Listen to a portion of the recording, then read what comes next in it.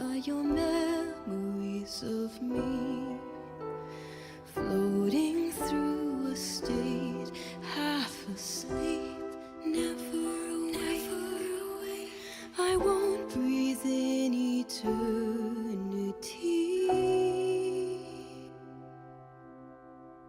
carrying your secrets, feeling close to who you are. You're just beyond my reach, a passing breeze, and your final moments set me free. Gentle flowing thoughts in time, sometimes yours and sometimes mine. I can't tell where this one ends, my ever lost, forever friends. Won't you hear my echo, reflections of my call? Sometimes I see my soul, mirror the unknown. I knew you once were real, your spirit theirs to steal, conflicted, twisting consciousness I feel. Gazing through a looking glass to a new reality, woven side by fate, leaves a trail. Is it peaceful there beyond the veil? Won't you hear my echo, reflections of my call? Sometimes I see my soul, mirror the unknown. I knew you once were real, your spirit theirs to steal, conflicted, twisting consciousness I feel. Echoes lost and I'm still here. Sometimes fate is less than clear.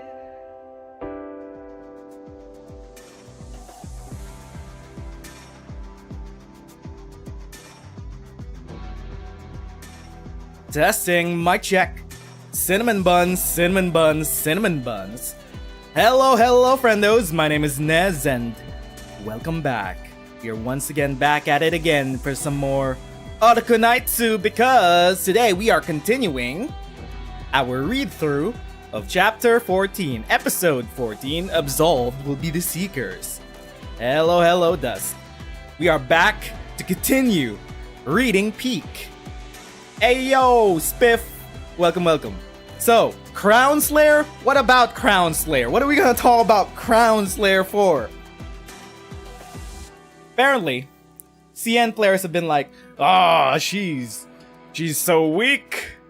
She's not as good as Texas or Yato. And I'm like, bitch, why would she be as good as Texas and Yato? We have way too many strong executors.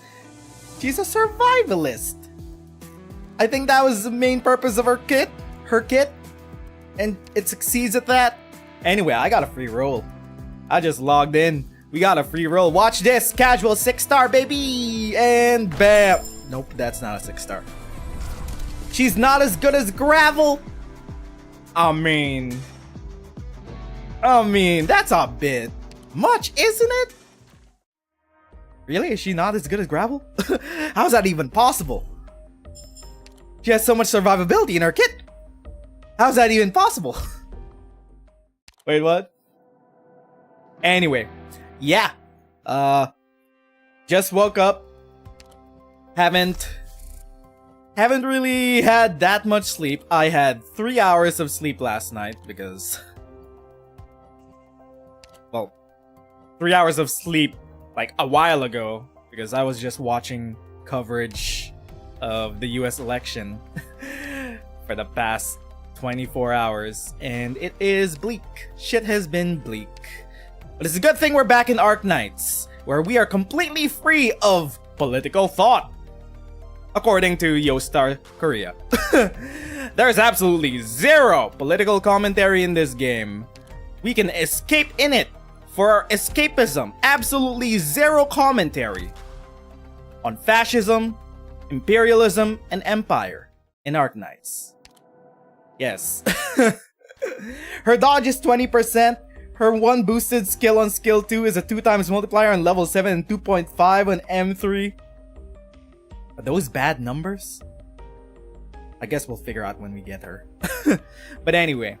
Yeah, my condolences to Americans today.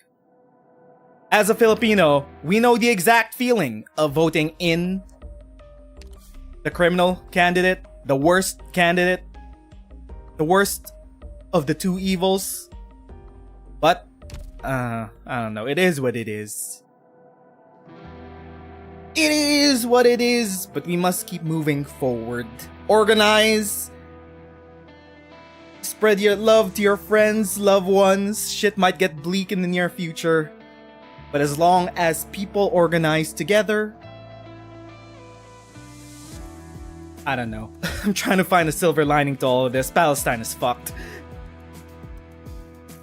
Palestine was fucked regardless of who won. Goddamn. Anyway, enough of that. Enough bleak shit about global politics. It is time for Arknights. We will be continuing our read through. Ooh.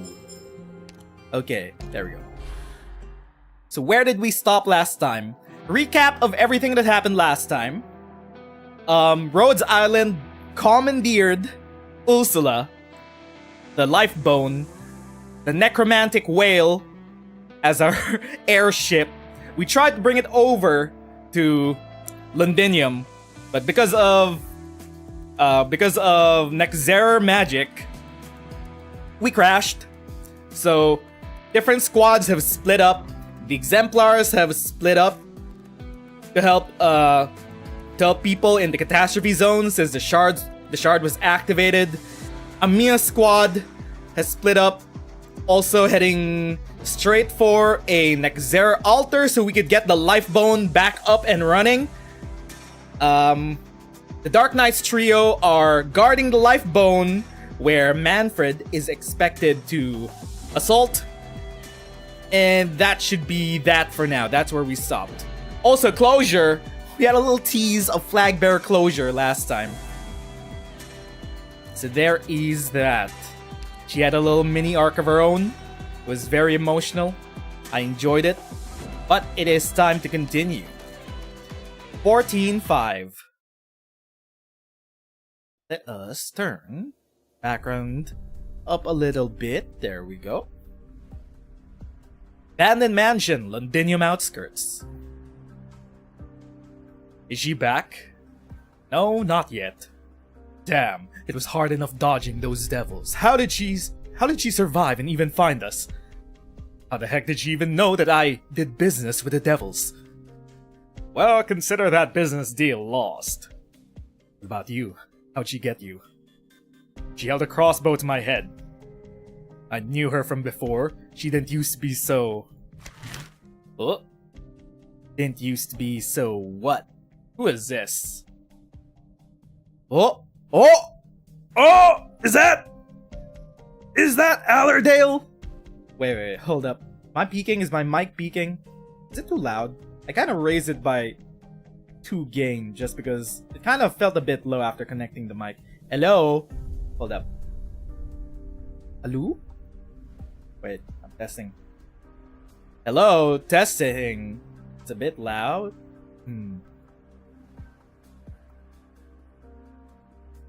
I'm just gonna reduce it by 1 gain, just in case, because I saw it peak.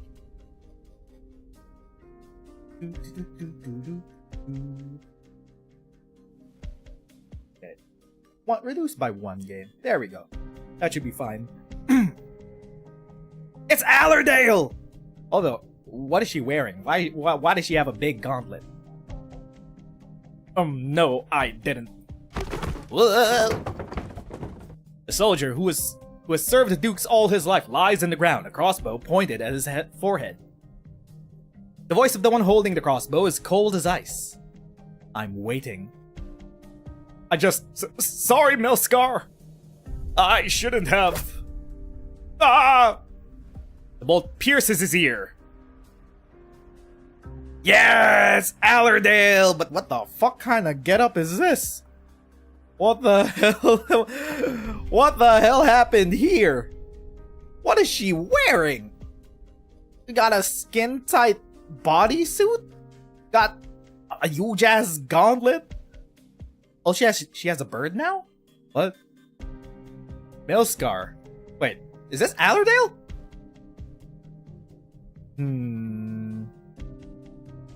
Is this?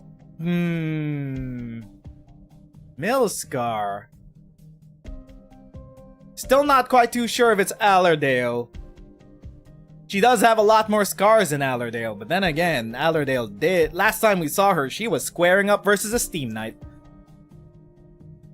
A man is not a pet, of course, but sometimes they're not so different, are they?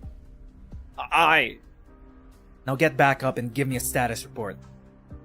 Have you done what I've asked of you? Milscar? Yes, ma'am. Well, the reception at the monitoring station was really bad, so even though we tried to gather as much information as possible, skip to the conclusion. Based on what little information the Trilby Asher left behind, the occasional intercepted comms, we can confirm that the unit called the Exemplars has been formed, and its leader is most likely the one you spoke of. At the end of chapter 13, they showed her alive, yes, but I'm not quite sure if this is Allerdale. I don't know, the different art style, the new fancy getup. Fina. They seem to be headed for the front at Silver Rock Bluffs. Silver Rock Bluffs. They're really staying in this war. Keep at it. Notify me of any new developments. Yes, ma'am. I mean, maybe Milscar is just a code name. Maybe they'll reveal it in literally 5 seconds. Well, this is easier than expected. I thought it would be tougher. No scruples, no axe to put up. I found Victoria. What? Hey, yo! A red light flashes a few times in the deep shadows. Isn't it your job to protect her? What? Hey, yo! Red light. Okay, that could be anything. That could be Phone or Zero. That could be the law or some shit. 43 hours into operation. Oh yeah, that's right. We have a timetable of 3 days for Amiya squad to get to the Nezeru altar so we could bring the life bone back up. We are now 43 hours in. Whoop, back at the life bone. I knew you would come. Me too. Ursula. That mad bomber W wants to set up this prison. Innes came twice to show compassion. Same old Innes, always a tad slow with a retort when she's focused on someone else's shadow. Now it's you. What have you come to say? Have you thought it over? That's my line. Your situation is perilous. Your only vehicle lies disabled. As a pilot, I'm very likely to know something that you don't, and probably am waiting for the right time to strike. Really, you should kill me, Hoderer. I would rather you helped us with what you know. Your dreams. I already turned you down once to give me a little too credit if you think I would change my mind just because I'm a prisoner. 3 times. What? You saved our lives 3 times back in Wiš'adel. My life once, Innes' life twice. You wrote all that in your diary? Name your price. I'll do my best to pay it. You'll go bankrupt if you quit the mercenary life to open a business. I just want as many sarcasms to make it back to Castel alive as possible. Oh, such grand ambitions from the official Stan. But enough chit-chat. Let the old rules of Scar Market lie beneath Castel. Our debt is settled. One last warning, Hoarder. Kill me now, or you'll regret it. Did it ever occur to you that we both want the same thing? Enough of your righteous crap. Don't try to buy my life with your flowery words, old friend. They're not so much better than money. Mercenary takes no sides, but you and I aren't really mercenaries anymore. Ooh, they got history. Ooh. Ah. What a bet, Ennis. Hodor is gonna try talking Ursula into helping for old time's sake at Scar Market. Ursula's gonna tell him to get over it, and Hodor is gonna come back with a long face. What's the wager? That's it. I figured you'd be jealous with the two of them all alone in a room together. W. Stop trying to read my shadow, Ennis. I'm not in the mood. The Bunny and Victorian have gone for a while. Wonder how things are going out there. Bonesy's still playing dead, and Theresa's catastrophe refuses to go away. Who knows? Maybe Manfred's just gonna, pop out of nowhere. I could have blown Theresa's up right then and there. I know you're restless because of Theresa, but hold that fuse for a moment. We have a lot of prep to do. Fuck it! Who said I was? I mean...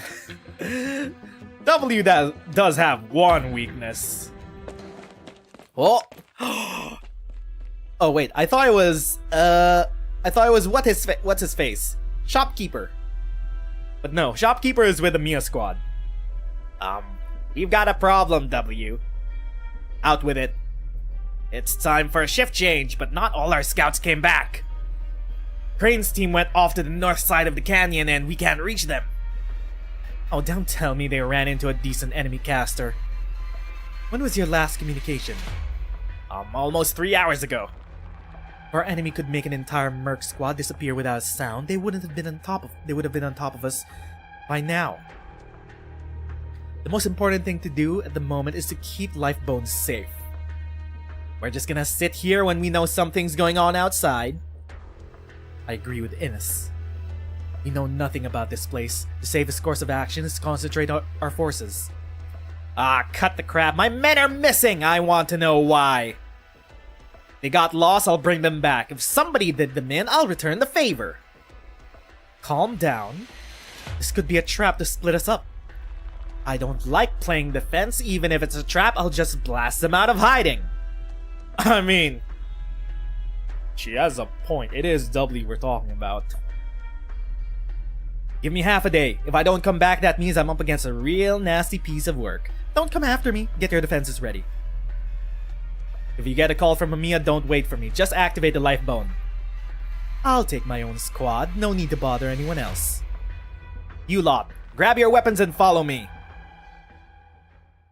Hell yeah, baby. She's off on her own. The goat is still with the Mia squad. That's our shopkeeper. Is this where they went? Should be. This cave was where we all saw them when we went north into the canyon. We don't know what's inside. Hidden passage. The court's secret cache. If this was a secret base of the royal court, we'd have a couple hundred vampires and Nezeru on our asses the moment we fell in here. Based on Closure's intel, we're in the hills in the west to the west of Londinium, a good distance from the main battlefield where those old farts are. Somehow, though, I smell the old musty stench of someone who's been here for ages. I don't like old stuff, but I'm sure Hodor would love it. Let me guess. What enemy did our lucky winners run into? W, when did you use your bombs? You delusional? Did you see me use them on our way here? Then what are these burn marks on the wall? Huh? Strange. No sign of arts, but how do you leave marks like these on the stone? One thing you love and hate about Arknights' major antagonists is that they are very competent.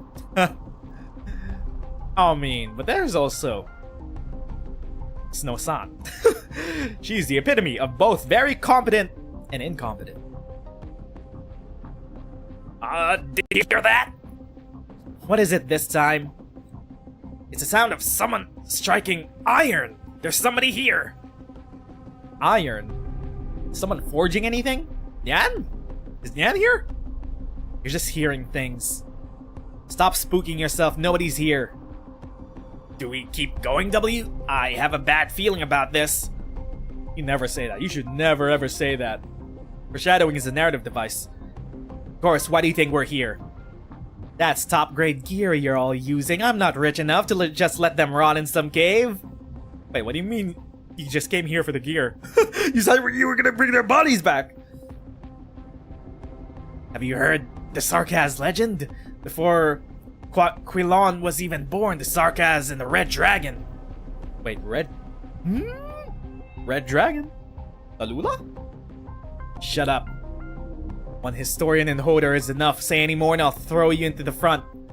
Huh? What is it? Blood, but not Sarkaz.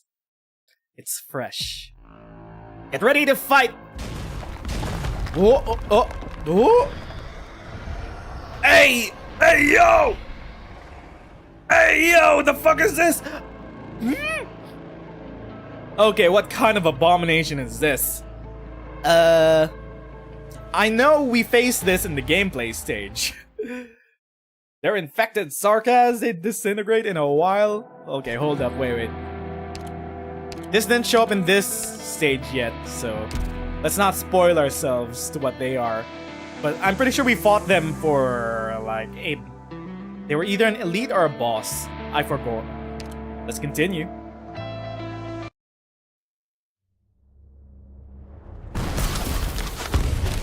Waboom! Wabam! Wow! Oh, that's a sick looking monster. Hell yeah, baby. It's like a mixture between it's like a mixture between a moth and that monster from The Ritual. Have you ever seen that movie? The Ritual was sick. There's a Wendigo or some shit. Strange howl. What are you? It's a flaming moth. Reminds me of Valgavoth. Our weapons don't work. This thing just won't die. Aim for its head. We'll see how many hits it can take. It's too fast. We can't hit it. Draw its attention. I'll try to hit it from behind. Swing, swing, swing. Pew, pew, pew. Ah! The mercenary attempts to go around the monster, but one swing of its tail sends him slamming into a rock. Oh, he's dead. Oh! That's a broken spinal cord. None of the attacks seem to have caused any real damage. It flaps its wings and its scorching winds engulf the cave, making the air even thinner. The monster from The Ritual was based on one of Loki's sons. Yeah, I remember that now. Yeah. That it was. The ground quakes and spikes erupt from under the earth, hurtling towards everyone. Shut up! I said shut it, you short-legged moth!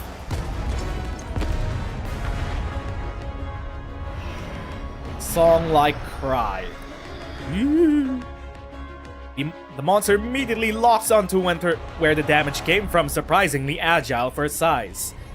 In the brief time it takes for W to reload, the monster has already closed the distance, its fangs nearly grazing her face.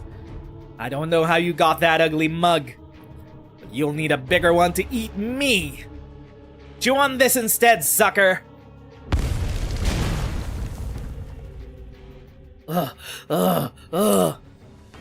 Is it dead? Hard to live with a big hole in his face, eh? Are you okay? I've always been good at blast control. I've got a theory, W. There might be a lost Sarkaz court called Bomb Fiend or something, and you're its last princess. Very funny. But what the hell is this? It doesn't look like any animal I've ever seen. I heard that some of those Colombian crazies sew parts of different animals together. Maybe this is their doing? Unfortunately, I know a bunch of Sarkaz crazies who do the same thing. It reeks of witchcraft. And Viserious monsters. Why out here in the middle of nowhere?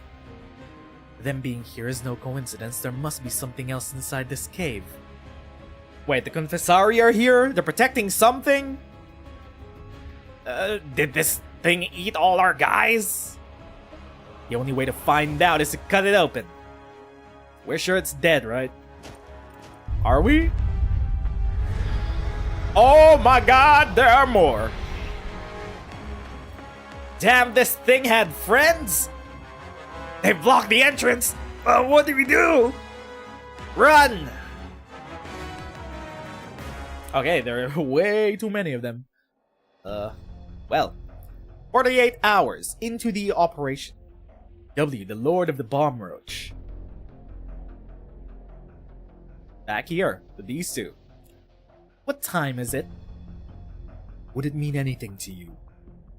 Call it a professional habit. I feel better when I know what time it is. Bitch, you're holding a hand watch, pocket watch. 6 p.m. 2 days since we crashed into the canyon. 2 days. Enough to do a lot of things. You remember, Hoderer? The 3 of us were on a mission to steal a Sargonian Pasha's treasure. We got the treasure, and also 100 or so people on our tails. We hid in the cave for 2 whole days. We were starving, but we were too afraid to light a fire or leave. It was Innes who stitched your wounds up. You wouldn't have made it otherwise. Huh, I said. The sun's almost up. Just let me bathe in the sun for a little bit. I'll feel much better. I must have stopped you. There were enemies outside. We couldn't risk exposing ourselves. No, you didn't stop me. Innes teased me. She found it hilarious that a Scar Market merc would miss the sun. Sure, the Scar Mark is under Kazzel and never sees the sun. I became the pilot of the skeleton when I joined the military commission staff as a major. When I took the young ones back and forth between Kazzel and Londinium, it was like we had outrun the sun. I can't go back. None of us Sarkaz can. Ursula. Whoa, what's happening? Have I seen the fan art where she asks how big his booba is? I mean, Hodor does have big booba. What's going on? They're here. The skeleton is moving? What? For a moment, the Fahrenheit skeleton seems to be moving, but Hodor soon realizes it was not the nerve clusters or bones that are moving. Nails. The ship and pilot have always been one. Lifebone is never merely composed of the Fahrenheit skeleton. Rows of long nails are affixed to the massive frame, assembling it into a transport ship. One of them, infused with her arts, pierces through a critical section of the spinal column. No! We need that spinal column! She and the skeleton have always been linked by witchcraft. The arts of the Royal Court's casters have connected to the skeleton. I can sense it. No need to be anxious, it's not going to wake up yet, but this little bit of connection and what remains of the Fairness powers on this nail are enough to get me out of here. The nail belongs to me. It's linked to my bones. I'm taking it with me. What happens when a Fairness powers are applied directly to the human body? It's not so bad to cut loose once in a while, just like the old days. Wait, what? She's gonna get the Life Bones powers? Is she gonna have timey-wimey powers like Mastima? The spine is cracking. No! I told you, Hodor, that you'll regret not killing me. Or would you say that this is just another inevitable chapter of history? Swing! Hodor thrusts his giant sword into the space of the missing nail, barely in time to hold the critical section in place. But even this fleeting moment is enough for his prisoner to escape her chains. Ursula leaps through a crack in the ribs, disappearing into the fire along the bone and damaged nerve tissue. Ursula! Ursula, the hero drifting among the shards of history, always trying to save others. Have I ever told you the name suits you better? And she escaped. Great. Great. Angry roar. How many of them are there? It's a dead end ahead. I wasn't planning to escape from the front, I just needed space for my bombs. Okay. Get down! Bang. Are they dead? Let's hope the rocks I brought down were enough to crush their skulls. What are they doing here? Are they protecting something? How am I supposed to know? Do you seriously believe I can talk to monsters? So I guess we really did find something incredible. It's too bad Crane's team got eaten by these things. Not all of us. Oh, hello, it's Crane, he's alive. Oh, you're alive. What the hell happened? We found a cave on patrol and decided to check it out for any potential secret passages. That's when we ran into those monsters. Tire, Buckler, and Nut got eaten. The rest of us ran for our lives. For some reason, the monsters wouldn't come this way, but we couldn't get out either, so we were stuck here until you showed up. Bloody hell, I'll skin those things and have Innes make clothes out of them. What did you find inside? Not much. I've left markers on the way if you want to see for yourself. Go that way, past a few masked bodies, then take a right fork. Masked bodies? A few skeletons that have been here for years. Maybe run away from Londinium a few years ago. Strange thing is, they all cut their own horns off. Masked bodies, severed horns. Oh! Assassins! The ones that killed Theresa. Their heads were all wrapped up. Maybe some tribal tradition? Shit, either you're going crazy or I am. Old enemies? Don't worry, they're very dead. Take me there now! Ooh, maybe she knows. This is a place. What's the matter, W? I've never seen you like this before. Shut up! Several bodies lean against the wall. W bends down and examines them meticulously.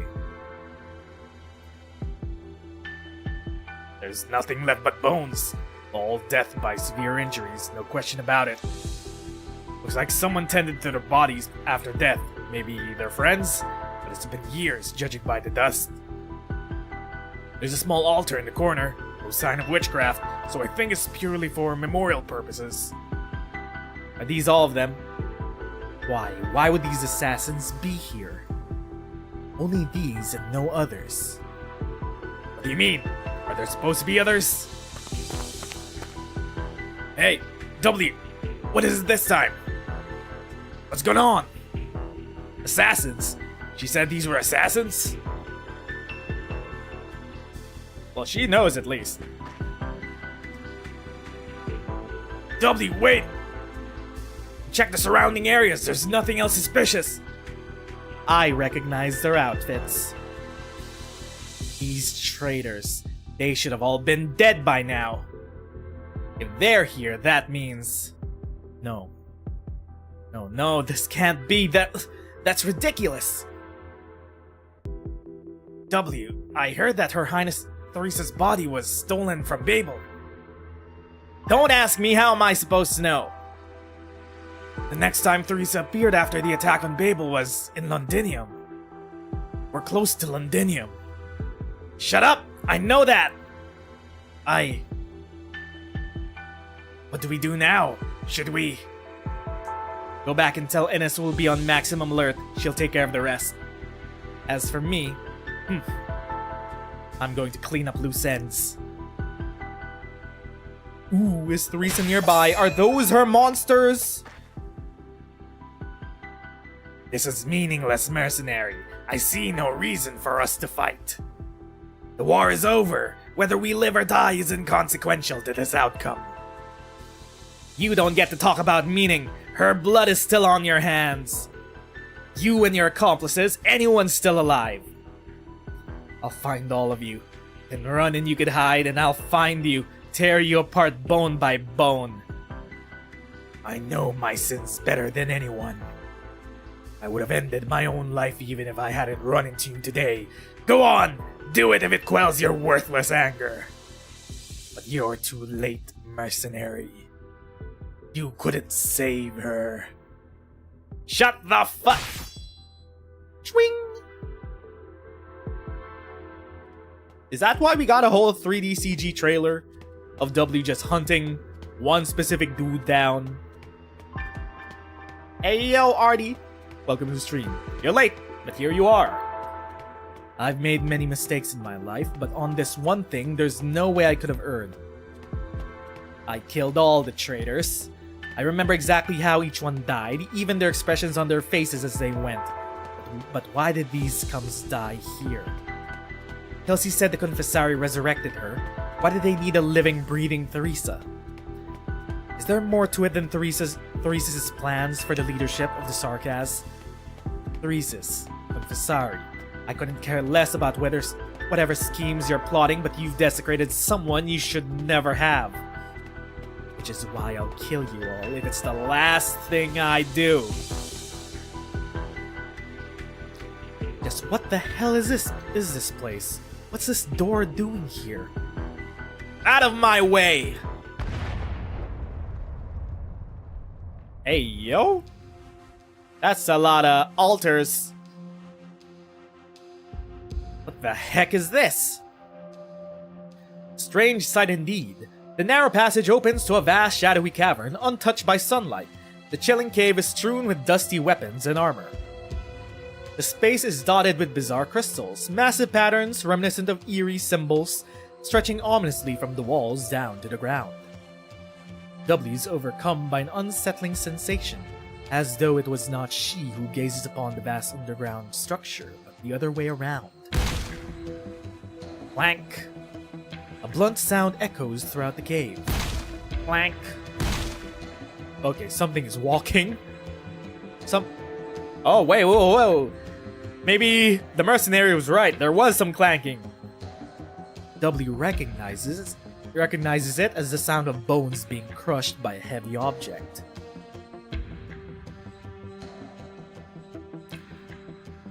Who is this? Is that... I'm just gonna assume it's a Confessari. Who goes there? Seems like W has found a Confessari hideout. Okay, we continue. Dagger's inheritors are mercenary that's being hunted according to the video description. You mercenary military commission hired to help part of the assassination plot. I see. Ooh, we're back with Paprika. Timid mercenary. Paprika. Hey, stay still. Let's run for it. What are you talking about? Haven't you noticed? The mercenaries under W are all gone. Military commission's troops must have arrived. All the more reason to not run around and get caught in the crossfire. Don't forget it was a military commission that hired us. If they've come, it means it's curtains for the guys here. If we make a run for it now, we could explain things to General Manfred. You want to go back to him? He'll just send you back to Victoria to kill more people. Is that what you want? You think we have a choice? What do you think the General will do to us when he finds out that we surrendered? I'll run errands if they tell me to run errands, and I'll kill if they tell me to kill, whatever it takes to survive. You want to stay? That's your choice. I'm going. Bye.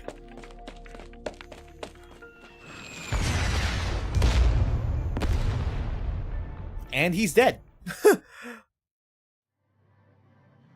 I mean, she said not to run or get caught in crossfire. Okay! Quickest death so far. Damn. Shit. He's dead. Oh, he's over there. He's over there. His other body part is over there. Sheesh. 50 hours into the operation. That was a bit Looney Tune-ish, but okay. Oh, the new baddie. Nadim. Aren't you the lucky one, Major Ursula? It's not every day that you get to lose a critical objective, be captured by the enemy, and still make it back in one piece. Looks like you got along well with your old Scar Market buddies. Watch your tone, Nezeru. It's not your place to judge my failure. Regardless of the circumstances, Major Ursula's survival is good news for the military commission. You want a headcanon that was actually W's bombs that she planted that killed him? I mean, in all likelihood, it would be. Because the life bonus far away, should be far away from the conflict. So, the most reasonable thing was it was a bomb. A landmine set by W. Most likely. Regardless of the circumstances, Major Ursula's survival is good news for the military commission. General Manfred, I know about the Sanguinaut's death. You could explain it later. As for now, I hope you've returned with something of value. I have the skeleton's location and details about the mercenaries guarding it. Oh, that's all. Sounds like it would have been more worth it if he stayed in the hands of those mercenaries. I want to hear what you think. The mercenaries are trying to reawaken the Fairness skeleton. Whatever their plans are, it has something to do with them. I don't know what they're plotting, but they don't have a lot of people guarding the skeleton for some reason. Is Hodor among them? Yes. Surround the canyon. Take back the spy no matter the cost. Yes, sir. General Manfred, for the upcoming battle. You won't be needed. Stay in the rear. Yes, sir. As a precaution, may I ask, what are your plans if we're unable to take back the skeleton quickly? I don't enjoy such hypotheticals, Ursula. I mean, if she's connected with the skeleton, and they don't want the skeleton in the hands of Rhodes Island, if they blow up the skeleton, I think Ursula is also gonna die. She's probably linked in that witchcrafty kind of way. Manfred's troops are here. They're a little earlier than expected.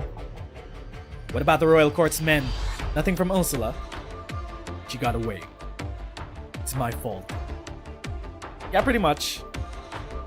We'll talk about this later. Where's W? She went out to scout the battlefield. Worst case scenario, she'll run into the enemy before we do. If Ursula's got back to Manfred, then they may have information on our current location and defenses. We're significantly outnumbered. A prolonged fight doesn't favor us. It's been 50 hours since the doctor's team set out. Any news? Nothing. We have to hold out until the agreed time. Given our odds, the only way to hold off the military commission for a day is if they were struck by catastrophe, but as things stand, even catastrophes are at their command. The military commission won't let this weapon fall into our hands and threaten their aerial supremacy. They'll come at us with everything they have. We'll have to take the chance. What do you mean? The chance that Manfred doesn't want to destroy the skeleton either. I hope you really know Manfred as well as you think you do. One last question. What happens if we don't get word from the doctor when the agreed time has passed? Then we'll abandon the skeleton. There's no point fighting to the death. Evacuation comes first. Our main priority is always to keep as many people alive as we can. Reasonable, no objections. There's another way that might delay the Royal Court's attack, though. Killing their commander. Ascalon. Agreed.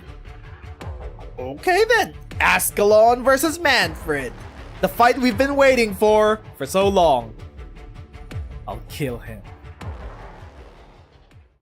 Hell yeah, baby. Don't need to fight the whole Hydra. You just gotta stab the heart. It's freezing. I don't want to admit it, but I can feel my heart race. Damn, stop trembling. It's just like that time when I had to face Tallulah alone. No, even worse. The strange figure must be the master of those monsters in this realm, yet I sense no hostility from him. It's as if my presence is not worth his attention. He just keeps hacking at the crystallized bones with his axe without even looking my way. Did he kill all these people? I have my finger on my trigger, but I can't move an inch. Pull yourself together, W. Haven't you seen your fair share of monsters by now? Find out who he is and what this cavern has to do with Theresa. Pry it out from his mouth if that's what it takes. Alright, I don't have time to waste on you sorry piece of wood. I have a few questions, and your answers will decide whether my next move is to throw bombs at your face or not. Bro has more aura than Tallulah. This is a confessarius altar. Are you a confessarius? Clank, clank. The relentless and haunting sound of axe striking bones echoes through the cavern, as if carrying the weight of eras forgotten. He slowly opens his mouth to speak. I am a servant of Wiš'adel, the king of Sarkaz. Interesting. The bloodline of the king perseveres through life and death. If he who serves the king of Sarkaz is a confessarius, then confessarius I am. So, you can talk. I'll give you a chance to introduce yourself before I shoot. What is this place? What does it have to do with the confessari? Kalt'sit, the key.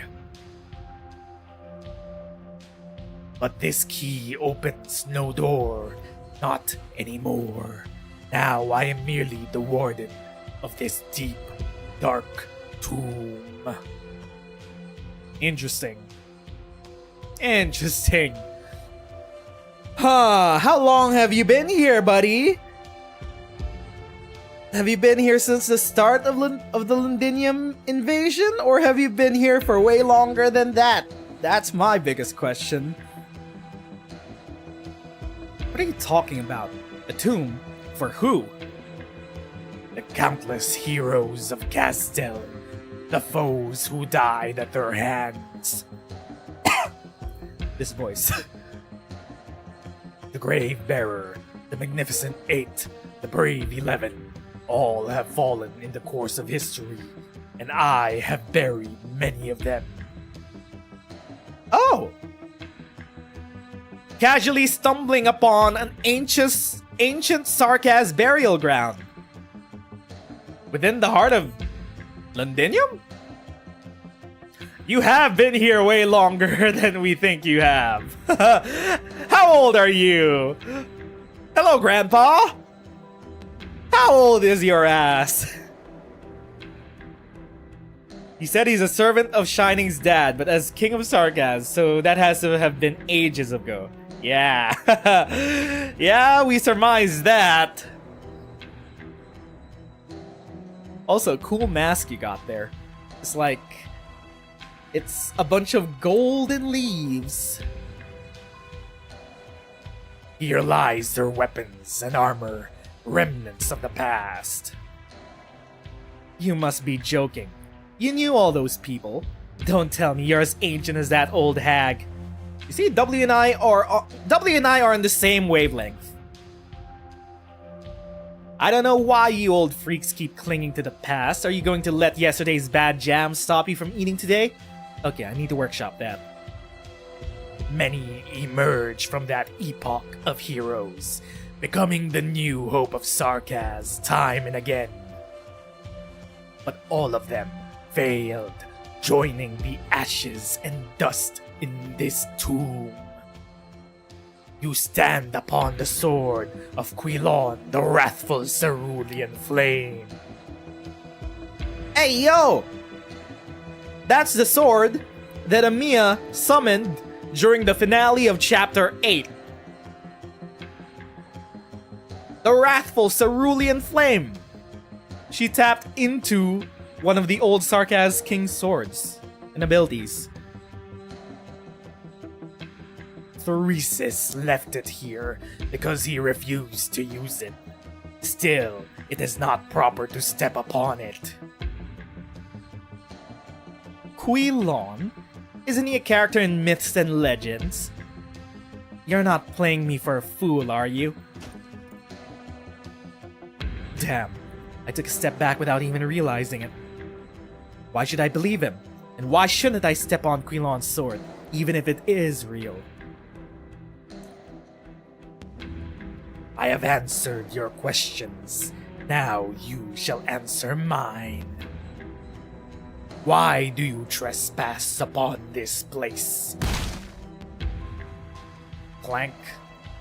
The axe swings again. The shockwave almost makes W take another step back. I'm here to pick a fight with the Confessari. What's that altar used for? Tell me or else. The mission of this altar has ended. No one visits this place anymore except fools who stumble upon it. That strange fellow answered all my questions with flat interest. Clearly he'd rather return to his work with the axe than engage with me. I've lashed out at him, but my anger has met with no response. It's like throwing stones into a bottomless pit. What did he mean? He's not with the Confessari. Shouldn't he have come after me with his axe the moment my words left my mouth? Hey, I'm talking to you. The smoke clears, but the gaunt figure remains upright. I didn't think it could take him out with a single bomb, but seriously, not even a scratch. You just launched a grenade in his direction, and he didn't even... Shush! Okay, dog! Futile. This vessel will never change again. A failed vessel that has been denied both eternal life as the instrument of the crown's coming and the sweet death of release. The sweet release of death. Oh. He is... Oh! They're also an experiment. Oh, not only is he a servant of Shining's dad, he was an experiment of the Confessari, just like Nightingale was. Ooh, ho ho. Thank fuck, Neural and Shining got Nightingale out. Confessari keep changing bodies? Oh yeah, that's right. Wait, they do? It's probably meant to be a body for Shining's dad. Yeah. I mean, they do look the part. See, you're one of the Confessari's failed experiments too. You feel bad for yourself. I could free you from your suffering. Casually launching a bunch of grenades. It is but futile. The man swings his stone axe and bats away W's bomb as though swatting away a fly. Oh my god. Good. I got a response from him. That means there's a chance. 3, 2.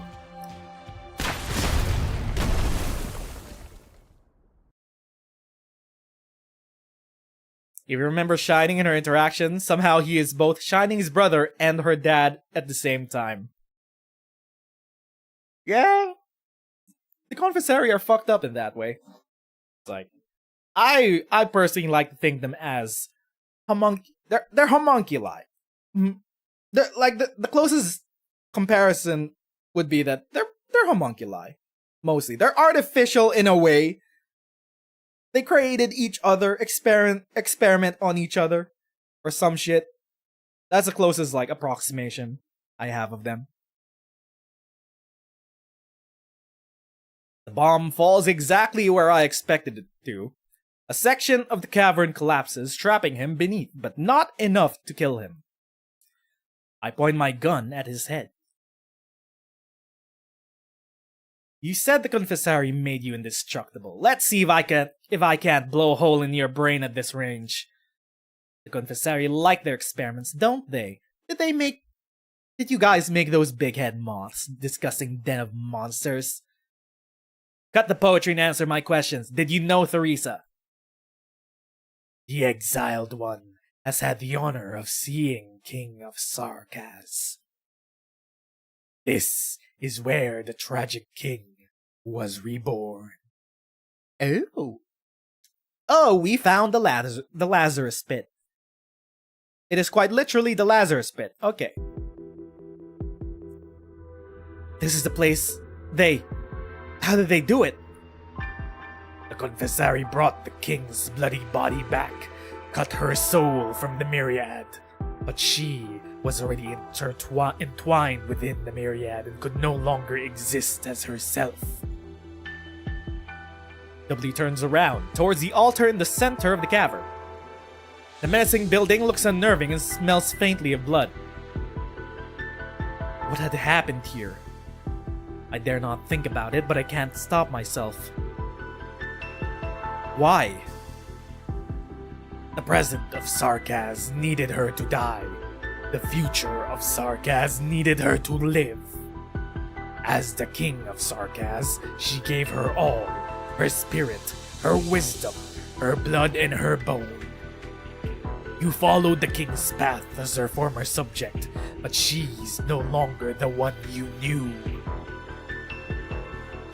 I saw her awakening, the sorrow on her face. I saw the weight on her soul, her eternal torment. Enough! Shut up! She was a sacrifice to the myriad souls, to Kazdel, to all the past and future Sarkaz. I said, shut up! Bang! Bang, bang, bang! I've had enough. Kelsey, Doctor, Theresis, all of you. All of you have your big dreams and ambitions. You talk about doing great things. But did it change anything in the end? People keep dying. The people who should die, the people who shouldn't, and the people who really shouldn't. And you won't even let her have her final rest! The hell with the myriad souls and the suffering of the Sarkaz. Why should a person have to bear all this burden? All of you can go to hell. I'll blow this place, the place of her desecration, to oblivion.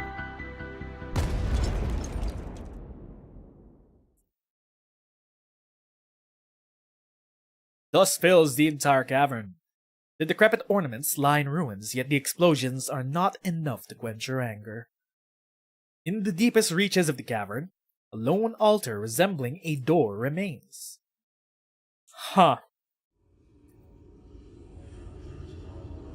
Ooh, I can hear my 3 a.m. spooky whispers whispering into my ear again.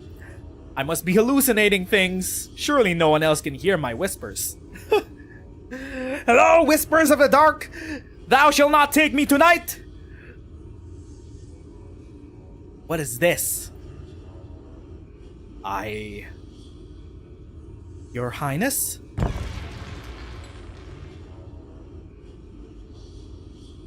W pushes the door open.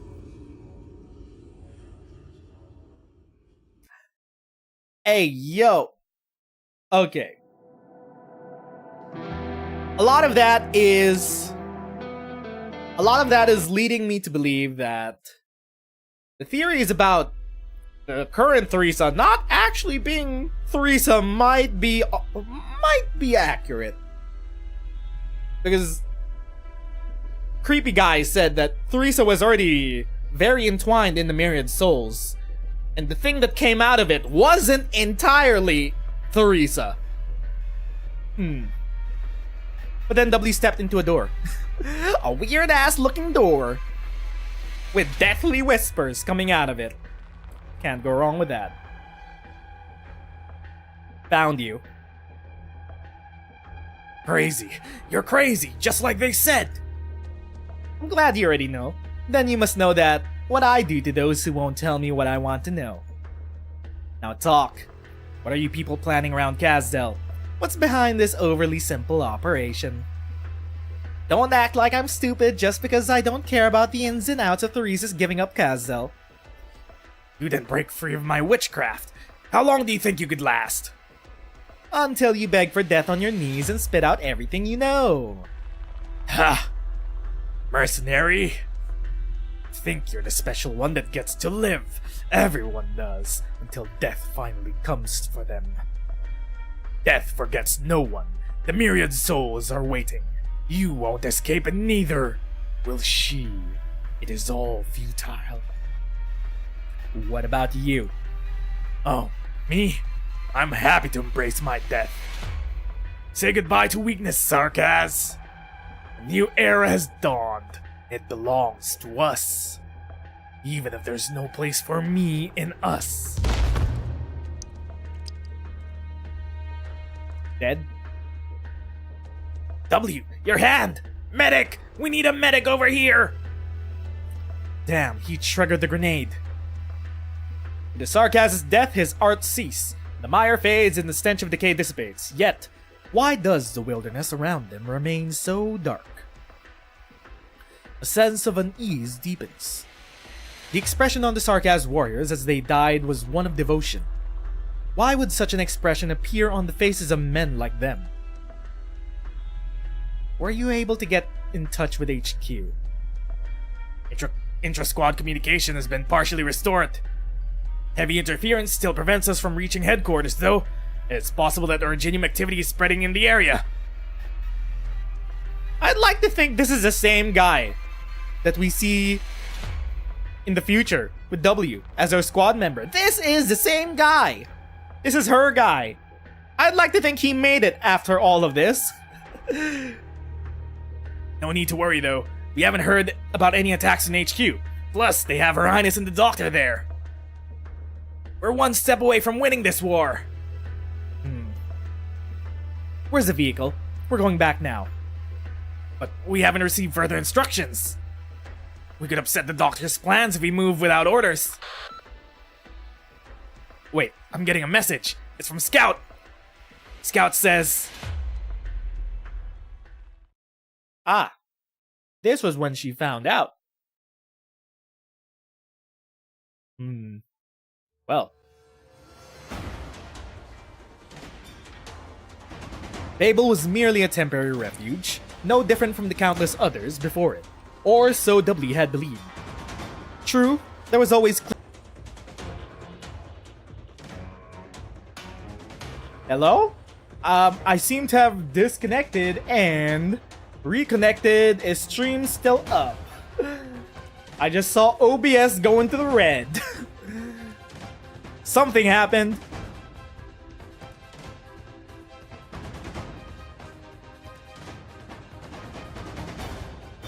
Checking, mic check, testing, and it seems the stream is still up. We are back in A-OK. Okay, there we go.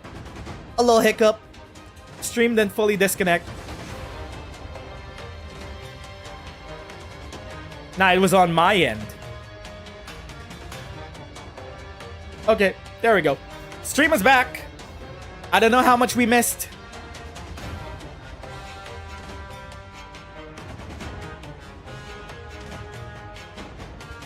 Anyway, the short scene before was basically W finding out about Theresa's death. We are back. There we go. We're fine. It was what she was used to. No Sarkaz truly believes in peace and quiet. Destruction was the norm. Conflict was the spice of life. The stream cut at Scout contact. Okay. Okay, that's fine. Yeah, this is basically what happened. But when she saw the collapsed columns, the bloodstains in the corridors, and the doctors yelling instructions, for the first time, she felt a profound sense of collapse. What happened? Out of the way, out of the way! Make way for the wounded! Make room in the sick bay! Out of the way! Where's Her Highness? No idea. All security systems have failed. Dr. Kelsey's... Look out! Well... The Hashashins are still here! Did you do this? Sarkaz. It is over. Don't say that. Swing, swing! Now I see. Her blood was no different from ours. You... Everything turns dark once more, like a curse that refuses to lift. Darkness engulfs the light, consuming it completely. No one can escape the night. The war is over, along with its strife. Listen, Sarkaz. Victory belongs to... Ugh. A blade penetrates the assassin's chest. Babel didn't give you any orders, W. What are you doing here? You want to talk to me about violating orders? Now? Ascalon looks at her. W had worked with Ascalon for a while now, but this was the first time she saw that look on her face, that look in her eyes. She did not even know that Ascalon was capable of such sorrow. Is what Scout said true? You shouldn't have come back. Not now. Where's Her Highness? Sweep the ship, W. Rhodes Island is not out of danger yet. Dr. Kelsey is busy dealing with emergencies. We're the only ones. I'm asking you, where is Theresa? Go to the mobility level. That's the most likely point of entry. Are you bloody deaf? You said she's dead. I want to see it with my own eyes. Listen to me, Sarkaz Mercenary W. Fulfill your duty unless you want Babel to fall and all her effort for naught.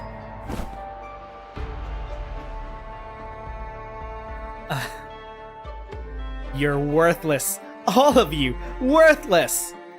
Why did I ever trust you? Why did I believe that you could?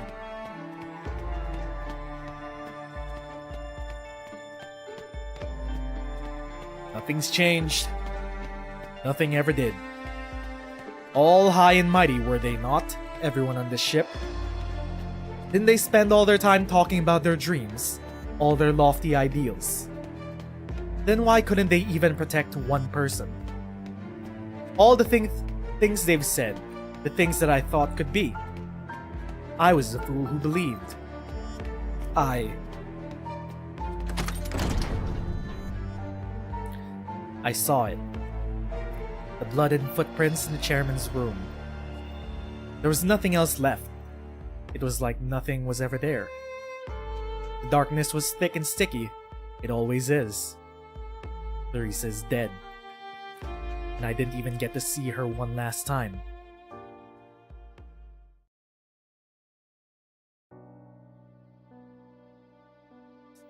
Your Highness?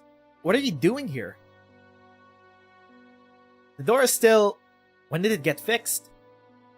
Guess closure is good for something after all. Oh, are we... Did we walk through the door now? Is this no longer a flashback?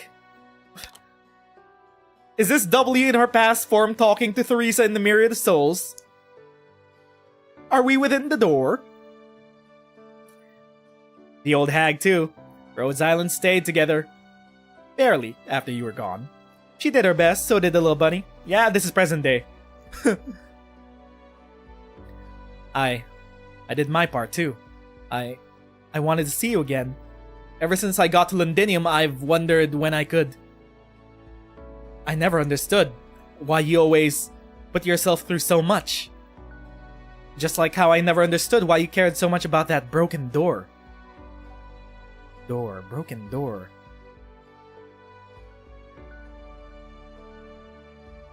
Wait.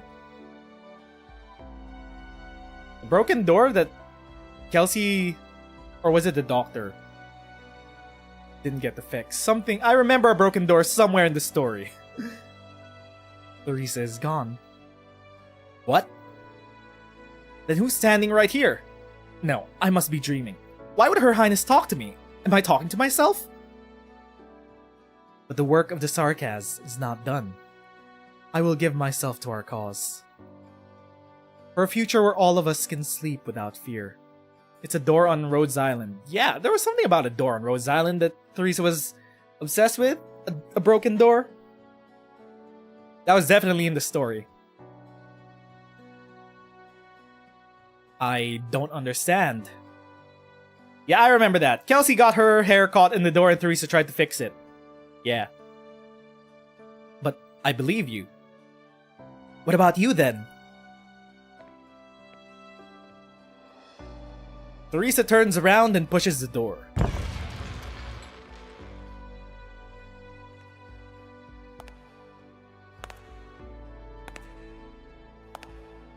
It opens. Theresa walks through the door, followed by countless silhouettes. Their voices booming, their questions piercing. The sarcasms will never be saved. No one can escape suffering, for we had once suffered. No one can escape hatred, for we had once hated. All the senseless deaths, all the shattered hopes. Where is paradise? Where is peak? Freudian slip. I meant to say where is peace. but in my subconscious I was like peak, so it just slipped out. It just slipped out. Theresa's steps are slow and heavy. W opens her mouth. What should she say? What could she say? She finally realizes that it was not a conversation she had just experienced, but an echo of Theresa. But she could not resist asking the shadow. How can I save you, Your Highness, if you're still alive? Keep going. You'll go further than I have. How will I know I've gone far enough? If I killed you, will you be saved? There's no answer. Theresa does not turn back, neither do the silhouettes. Their footsteps are slow, but their direction remains unwavering. Theresa walks further into the light, almost out of sight. Your Highness! W finally lets out what she's been holding back. Screw the myriad souls! Screw their sufferings! I'll bring peace back to you! Maybe you've never had true peace, but screw it! I'll end it all! For you, Your Highness! Did you see Theresa stop for a brief moment? W isn't so sure. She shimmers and blends into the light. Darkness returns once more.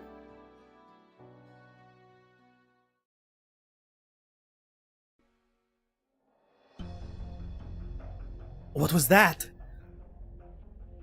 Oh! Mask off! Oh my god, he's hot. Well, shit. If evil, then why hot? You heard the king's echo. You're alive? Khalid Koa appears behind W without her realizing. Zawardo. Neither the bombs nor the falling rocks left a mark on him. He comes up beside W and gently closes the door. Her Highness has left. How could you be so calm when I just blew up your home? Ashes to ashes, dust to dust. If destruction is inevitable, why despair when it comes? You don't let things get to you, I'll give you that. Honestly, I'm starting to find you more interesting. Aren't you supposed to be really powerful? Didn't any of the King of Sarkaz try to send you to do something useful? The one I serve, Wiš'adel, transcends history itself. He is a colossal titan, the vast river of time. I followed him in his wars, my sword an instrument of death to his command, but my body a failed vessel at extending his life. Yes, even the craziest among us have their loyalists. The experiment failed. Unable to fulfill my destined purpose, I banished myself to this realm. I am no use, fit only to gather the remnants of bygone heroes and mourn the past.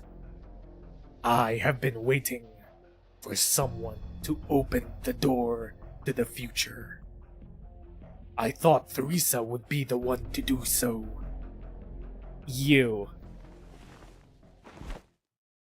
The gaunt figure picks up the broken altar fragments on the ground and grinds them into fine dust. He trails the powder down his cheeks with his fingers, creating two streaks that resemble tears. Her Highness, Theresa is gone. You have picked up her last echo. The King of Sarkaz's old subject. Your presence here may not be a coincidence, young Sarkaz.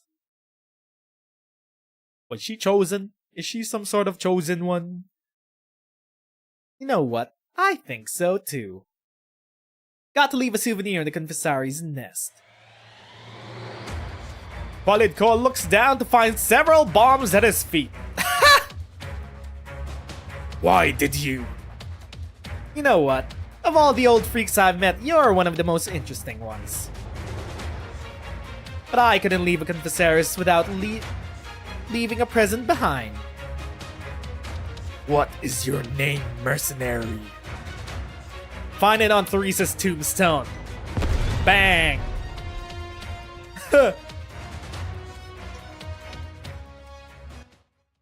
Well, it is a very W way to end that arc with a bang.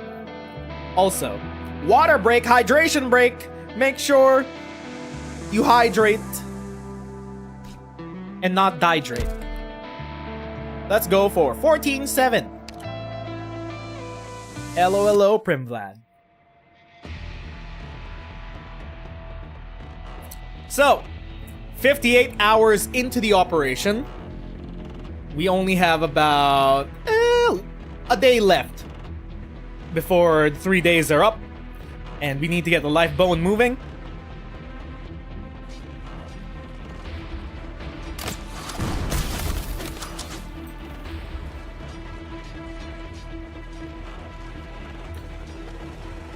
Ah! The squad member. W squad member. Supposedly, still alive from all the way back then, surely. How are we supposed to fight these guys when our equipment doesn't even come close to theirs? Evacuate, now! Lifeboat signal is strong. We have a good fix on its location. Forward, scoutcasters advance. What? Swing! Whoa! Look out! Enemies! Ah! Information. Watch for an ambush. Infantry, form a line. Casters, provide cover.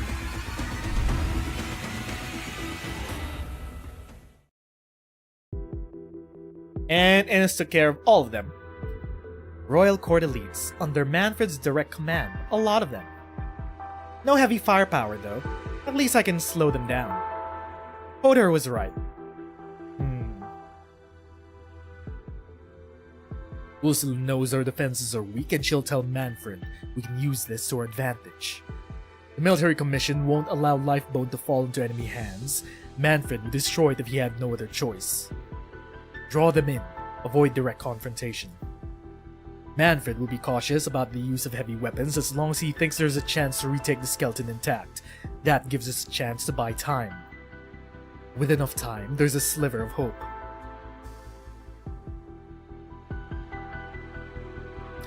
This had better work. This had better work, Hodor. What's this bothersome shadow? Woo. Shadow. Nezeru arts. Ah! Baddie versus baddie. Let's go. Let's go. Mercenaries are just mercenaries. Maybe you could hold your own in a one-to-one fight or small-scale confrontations. But where did you find the nerve to fight a real war? I've always been curious. What made mercenaries like you choose to become enemies of the military commission? What? She's using her skill 3! The shadows blend into the vast darkness, yet not enough to escape the decay that closely follows. We have intel of a merc who can manipulate shadows. Are you Ennis? An outsider, dressing herself up as a Sarkaz, participating in the wars of the Sarkaz. What are you, a Sarkaz fangirl? I became less interested when the Sarkaz talked too much. Stab, stab, stab, stab. What? Shadows erupt from beneath the Nezeru, morphing into sharp blades that streak towards her chest, only to tear through layers of tattered cloth. The Nezeru's ribbons are wrapped tightly around the Shadow's blades until they shatter and disintegrate. The Nezeru's knife presses against Innes's throat. Nice party trick. Not enough to take down a real soldier, though. Amateur. Consider yourself lucky that I don't approve of the Sanguinarch's methods. A new era of the Sarkaz is dawning. Mercenaries like you who strayed from the path should get a second chance. Are you the leader of this rabble? I am Lieutenant General Nadine, General Manfred's deputy, and I offer you the chance to surrender. I suggest you take it. Huh. You don't look scared. Scared of what? A wet behind-the-ear rookie who's on a real battlefield for the first time? What did you say? I know your type. You got into the Military Commission's Academy because of your Royal Court bloodline, studied a few theories, and got promoted to staff officer as soon as you graduated. Sorry to say, but real war is a bit harder than the exams you passed. You'll pay the price of your futile taunting. It's not futile if it distracts you. Who's the amateur now, Lieutenant General? Woo! A Nepo baby! Oh! Oh! W entrance! Let's go! Damn, this thing packs a punch. That heap of deadwood wasn't lying. How did you know I was coming? I could smell the explosives from a mile away. Oh yeah, guess we were starting to build chemistry. I'd rather not have my brain cells mixed with your bomb-blasted ones, thank you very much. Enough small talk. How many did the Military Commission send? I'll blow them all the way back to Kazel. Where did you go? And what's with the outfit change? Because we have to sell a new gacha character. That's why. My old garb was ill frayed, so I had to improvise. You found a thong? In that Sarkaz tomb? Well, okay then. Not gonna question it. Also, what the hell is your weapon? That's been my biggest question when Wiš'adel was first revealed. You'd never believe what I ran into out there.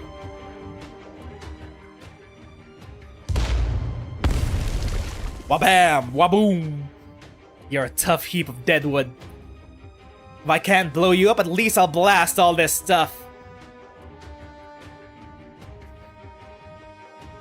These weapons and armor are relics of great Sarkaz heroes. Your weapons will not harm them. So you're saying these things are blast-proof? Alright, don't mind if I do. Better for them to get some sunshine with me than rot in here. Oh, so she just looted the tomb. Okay, whose weapon did she take? She picked up a max level loot drop from a cemetery of Sarkaz heroes. Which one was it?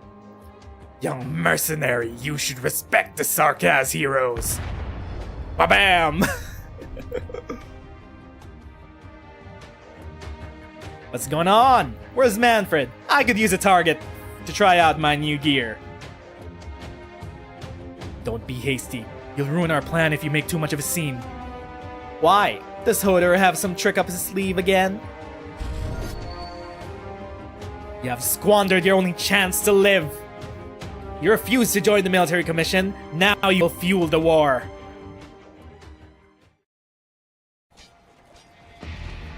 Well, okay. I hear the sound of fighting. Things are going smoothly, sir. We haven't run into much resistance.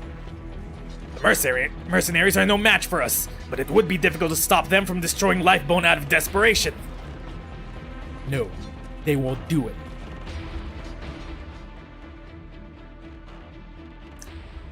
This book has no ending.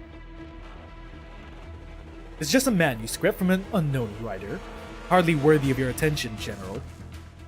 I remember you, veteran. You like reading? Not just any book, but the kind that promotes this sort of pessimism towards war. No need to justify your reading interests. Be honest with me, mercenary. What ending would you write if you were the author? The hero returns home. Not a death in battle. A warrior should think of more than his home in battle. Whose homes should he think of then? Your empathy is admirable. Pardon my impudence. Sentimentality is a necessary trait in an author, but indecision is the worst trait in a soldier. I understand. Your compassion is the reason why I've kept you alive for so long.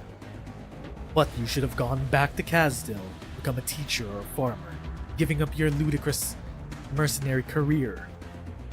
Lifebone was meant to be a way home for all warriors.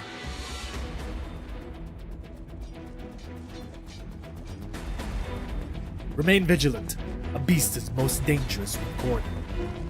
Keep up the pressure. Give them no quarter. Sir, look out!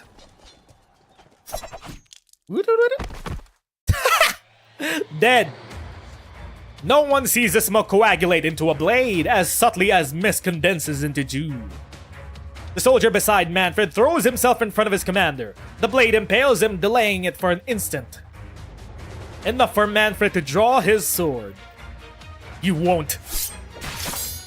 Ascalon, baby! Murk his ass!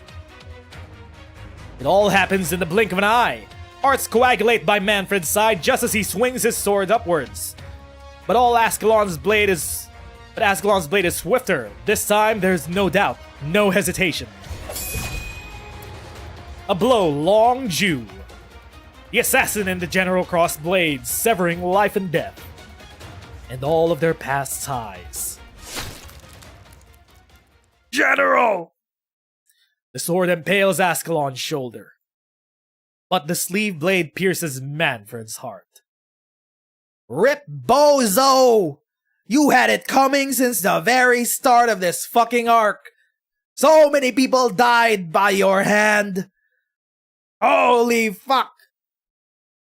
Oh, you've lived up to your words. As I said I would. If you had made up your mind, I would have died at your hand a long time ago. I still have regrets about not killing you the night you left Wiš'adel. Farewell.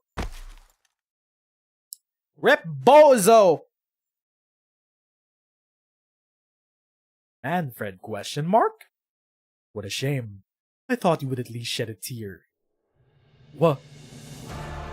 Huh? You gotta burn! Damatzi! I was wondering when you'd show up! I should have remembered from last time! Doubt everyone we see, it could be Damatzi, even that rock over there! Fuck! I forgot! Damatzi! You would have recognized us under any other circumstances. Quick and direct, weren't you? Did you care too much about him or too little? Everything went exactly as expected. You still don't know Manfred well enough for all the years you've been rivals. But he knows you all too well. Well, shit.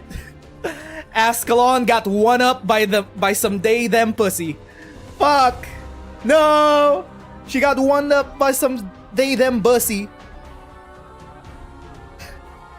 Well, shit. We've engaged the royal court. We've engaged the royal court on both the north and south sides, and we're pulling back our lines as planned. Everything has gone according to plan so far. Good.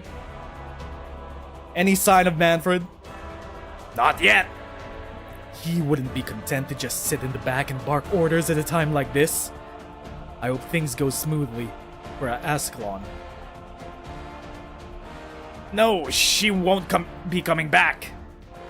What did you say? Whoa! It's another Damatsi! Oh my god!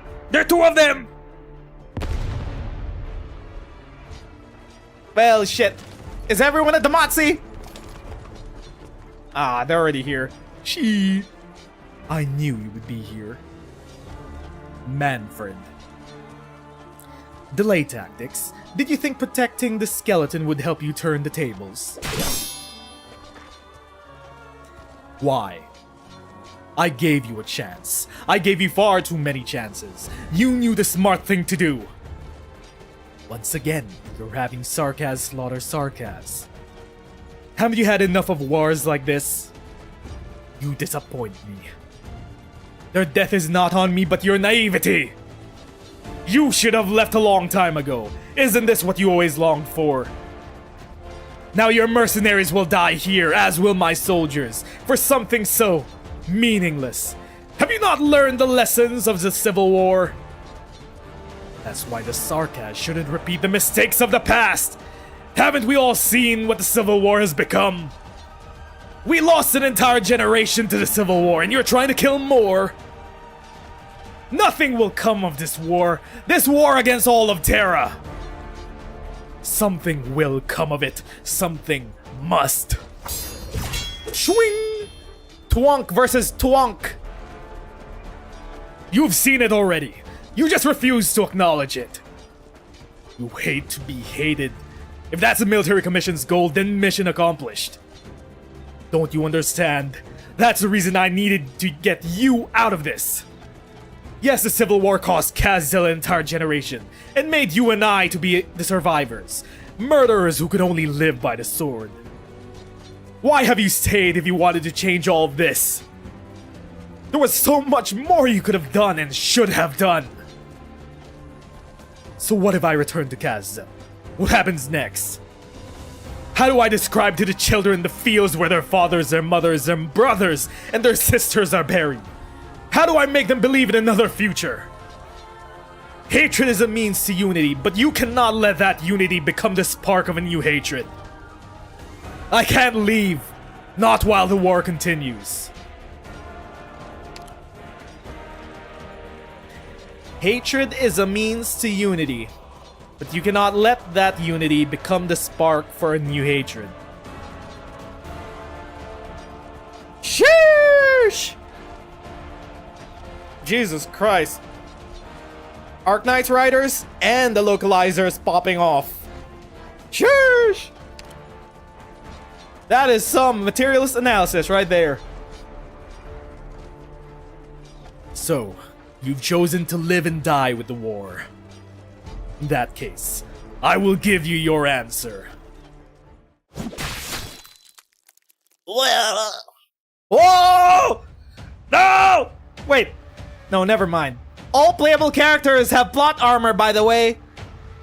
There is never a single doubt that any playable character will die in this game. What am I screaming for? Israel, is that you? Hodor, you coward! You lack even the courage to keep living. This is what makes you so contemptible. This is what disappoints me so deeply. Deeply? Words are hard. Gosh! The attack on the life bone has begun! Wait. Was that before or after? I think that was before.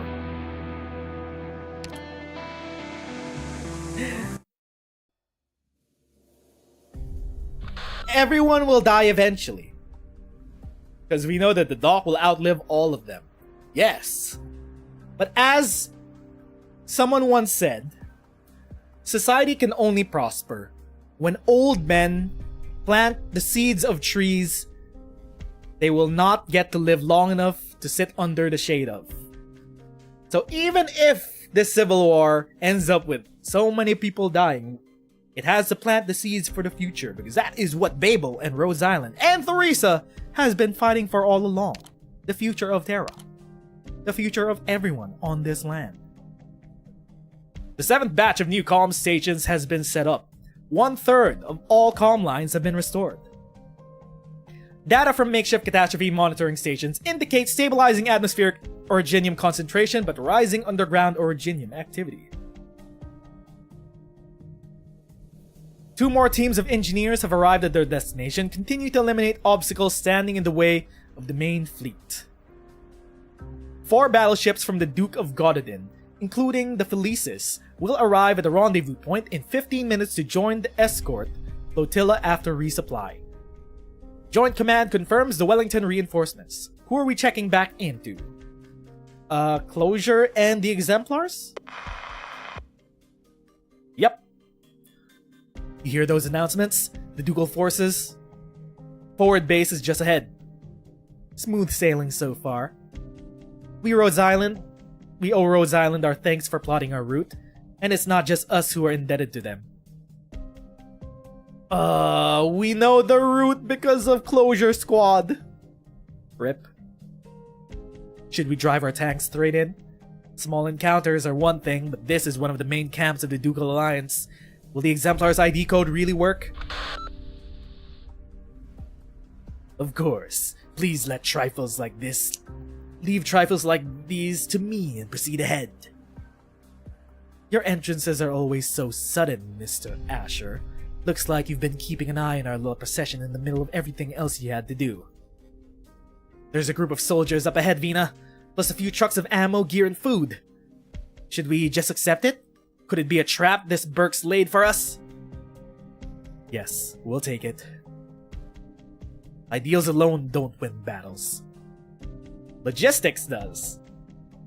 Thank you, Mr. Bellingham. Sincerely this time. You've helped us more than once. Please don't call me that. I'm perfectly content being the strange man in a hat. It's for the better if you suspect ulterior motives behind my every move. Well, we know you're a real silly guy from the Kierag event. We know you're a silly guy. These gifts aren't just for Gibsonham. It's also for everything that Rhodes Island has done. We've sent people to direct civilians to the safe zones. Gifts. Didn't think you engaged in such courtesies. Better them not doing anything, isn't it? You know how Victoria works. The towns around Londinium were part of the Duke of Castor's jurisdiction. Considering the circumstances, however, Her Grace was forced to take certain actions that might perhaps be controversial in the future, in order to provide safe shelters for as many as possible. Enough. I'm not interested in how Duke Castor intends to win people over. Tell me where the Sword of Stone is and what's happening at the front lines. Wait, what? Why is she asking about the sword? Doesn't she have the sword? No need to rush, Your Highness. The history of the Sword of Stone is... Wait, what? Why is she asking where it is? The history of the Sword of Stone is long and complex. Stone of Sword. Not the Sword of Stone. Stone of the Sword. Words are really hard. Ideally, I would require several dozen photographs and abundance of literature, and have you cleared the highest access before I could properly recount these stories. In any case, I will take you to the front personally. If I were you, I would tell the troops to get some rest at camp while they still can. You will learn more about the situation at the camp. Seeing is worth 1,000 words, is it not? She has the Realm Blade, but the caster has the Stone of the Sword. The Scabbard? Is that just a fancy term for the Scabbard? Here, I'll help! Heave-ho! That's the last crate. Thank you. We were running short on ammo. The logistics team says they'll whip up a bonny meal for the supplies you brought before we head out. Care to join us for a bite? Thanks for the offer, but we've got sarcasm to kill. We just received orders from command to join up with the assault on Silver Rock Bluffs once we transfer the supplies. Those monsters, Nezeru they're called. I can't wait to put them down. Look at this. The newest crossbows, AP ammo, precision arts units. This stuff would be rare even in the elite units in ordinary times. What about Originium protection? Fighting Sarkaz isn't just about firepower. Ah, no worries. We've been issued a full set of PPE plus medication. Look. What the? Break's over, Private Brown. Get ready to move. Have you oiled your crossbow? I'll oil it with the blood of Sarkaz. Hope their blood doesn't stink too much. Good man. Now get back to your squad. Are you the commander of this unit?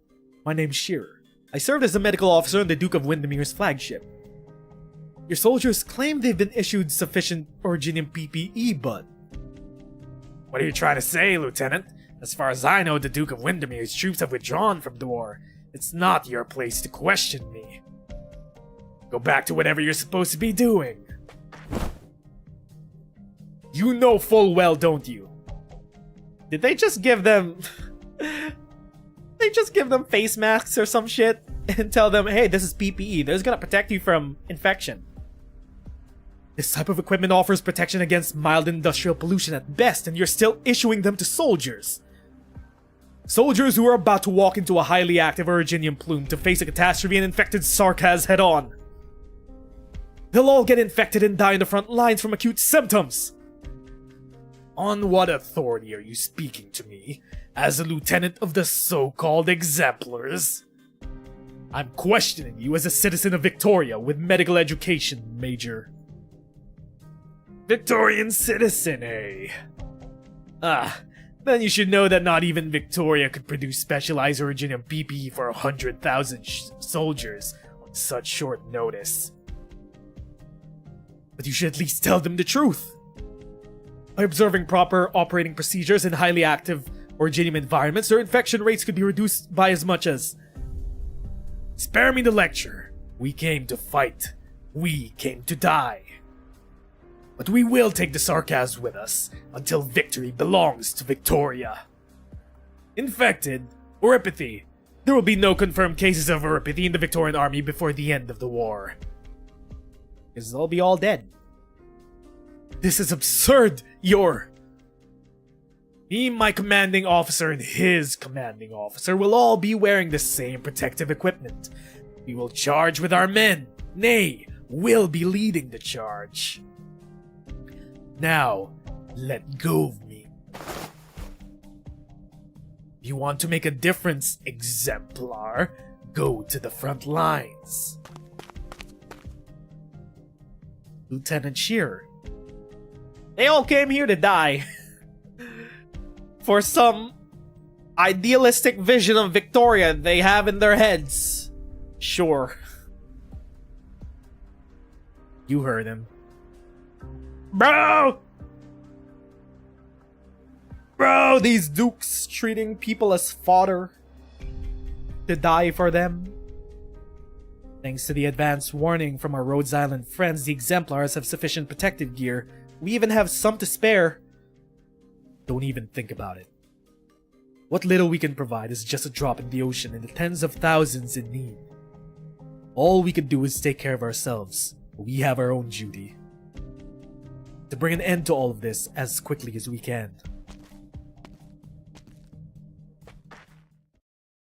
It can't be. Captain? It's him. What? Your shield! Where are you loading your weapon, Captain? What are you doing?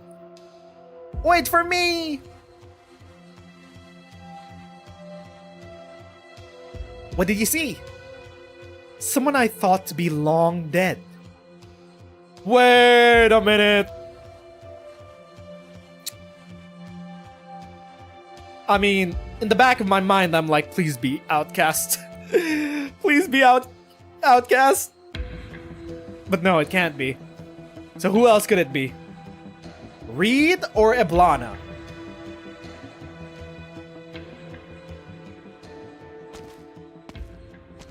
Or a Tempest platoon member. Could also be that. Lieutenant? What happened to my men? They're all here. Rest assured, they're only unconscious. I don't mean Cello's group. You know who I mean. Don't push me or it won't be my shield against your chin. If you draw your sword, you'll be assaulting an ally. Ally? At what point since the moment we entered County Hillock have you ever treated us as an ally? Answer me! Who could it be? Mandragora? Lost him? No, it's a him. Who could it be? Hill. Adjutant to Colonel Hamilton. I thought he had died in the fires of Dublin with the Colonel. Not just him, I saw many familiar faces on the Wellington tanks. They could change their clothes, but I'll never forget their faces. County Hillock. I remember my men bagpipe and how each of them died. Cello, oboe died at the hands of Dublin. Triangle, snare, bass, mandolin died to friendly fire. Moments before dying, Triangle asked me who is our enemy. There isn't a night when I don't think about that question. Just who is our enemy, Bagpipe? It's Dublin. Dublin, certainly. We could hate the Tarns. You once told me that you encountered the former leader of Dublin and let her go. I met our enemy too. The Dublin commander who killed Cello. I buried her by the walls of Londinium with my own hands. I couldn't stop myself from hating her, but I know she's far from the only one responsible for this tragedy. Why did our comrades, the most loyal soldiers of Victoria, die at County Hillock? Why Hill and more traitors live? Captain, I know what I'm doing. If we fire the Duke's tents now, we risk bringing down the Alliance, even the dream of the Exemplars. That's the saddest thing, isn't it? We can't even take revenge. Because they put on their bloody Victorian uniforms and once again became our allies. Captain, permission to speak freely? Granted. I don't trust them. Would the men who killed our friends, the ones who fired on innocent civilians, really stand with us when we charge against the Sarkaz? Even when we can set aside our hatred and trust our lives to former enemies without reservation, could they?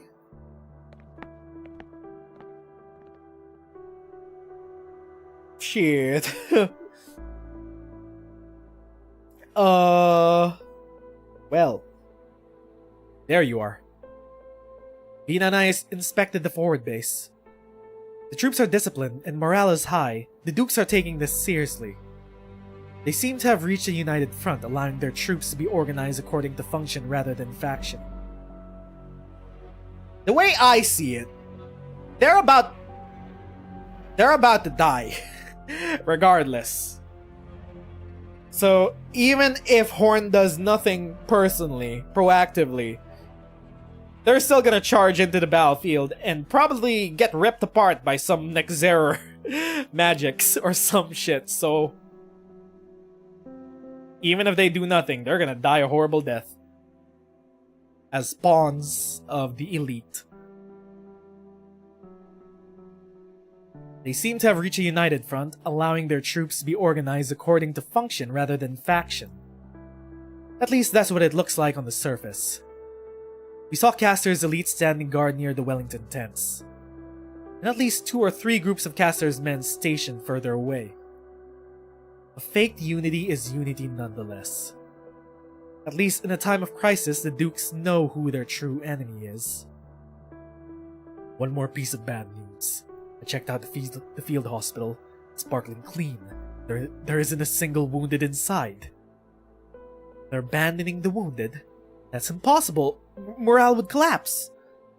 Or maybe there are no wounded. Also impossible with how fierce the fighting is on our way here. Things could only be worse at Silver Rock Bluffs. Wait, you don't mean... None of the wounded made it back. We need to put an end to this tragedy as soon as we can. The Exemplar's strength might be insignificant compared to the all-consuming war, but creating miracles, that's what we do. Mr. Bellington! Good to see you! Look at this silly guy. We know you're acting all mysterious and shrouded during this arc, but we know you're a silly guy. You can't hide that from us. An inspiring pep talk. Repairs on your tanks are complete. There you are at last. Wait, why is the ground red? Is it your blood or... That's not important. Okay, sure. My orders are to ensure the Sigh of Kings find its pedestal. Should I fail, another will put on this hat and continue the work. I bring a message from the Duke of Castor, Your Royal Highness. Castor forever honors her commitments. Enough pleasantries. Where is this pedestal, this stone of the sword? You've seen the camp? You have an idea of what the front looks like? I have the hiccups. This is hardly the best time to tell you the truth, but we have no choice. The pedestal is on the glorious flagship of the Duke of Castor. Oh, wow, that's convenient. Wow. What? You planned this all along. You guided our path, gave us a place to rest, so you could lead us onto your home field. What's next? Will Castor's troops turn their weapons on us if we say no? Oh, please. No need to get excited. Facts are facts, no matter how you choose to interpret them. My orders were always to bring the Realm Blade to the Stone of the Sword, with or without the Exemplars.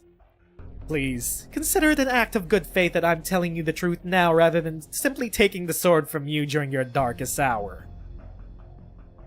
Continue. Like I said, the history around the sword and the pedestal is a complex one. One that ought to be known only by the selected few royals and nobles. In the distant past, even before the Shah of the past and future, an explorer discovered an artifact deep in the sands in south of Sargon. Interesting. It was by no means a sword, but it was able to repress the spread of originium crystals within an area. The treasure allowed the explorer to survive a catastrophe that should have engulfed the entire team.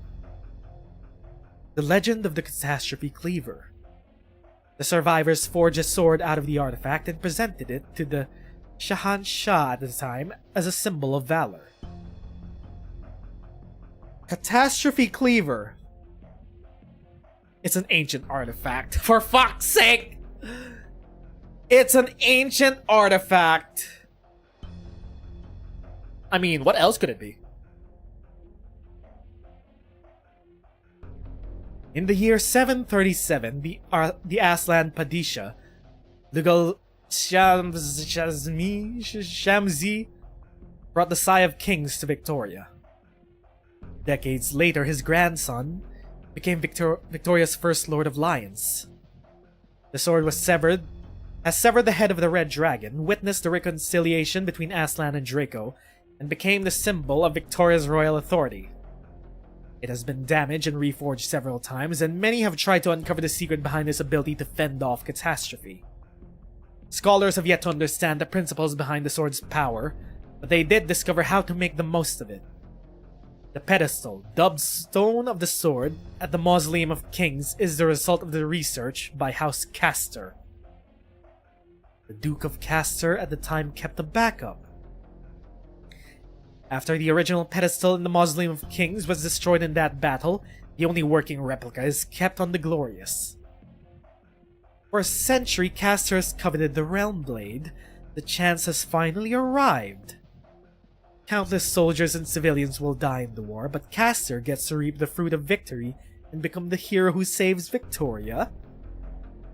Judge it as you will, but this is what little chance, if not the only chance that Victoria has in this present crisis. Our trump card in this dangerous game. Sugarcoat it all you want, but you can't convince us that this despicable scheming never happened. Choice is yours, Your Royal Highness. Enough. I refuse to engage in arguments over power. While we denounce the Dukes for being calculative, there is no Princess Alexandrina, only Siege, leader of the Exemplars. Echoism. Good evening to you too. There is no symbol of royal authority. The Sigh of Kings is just a weapon, one that can win the war for Victoria. We go to war. Thank you, on behalf of Victoria. The spy takes half a step back and bows. I'll lead the way. However, you should prepare yourselves.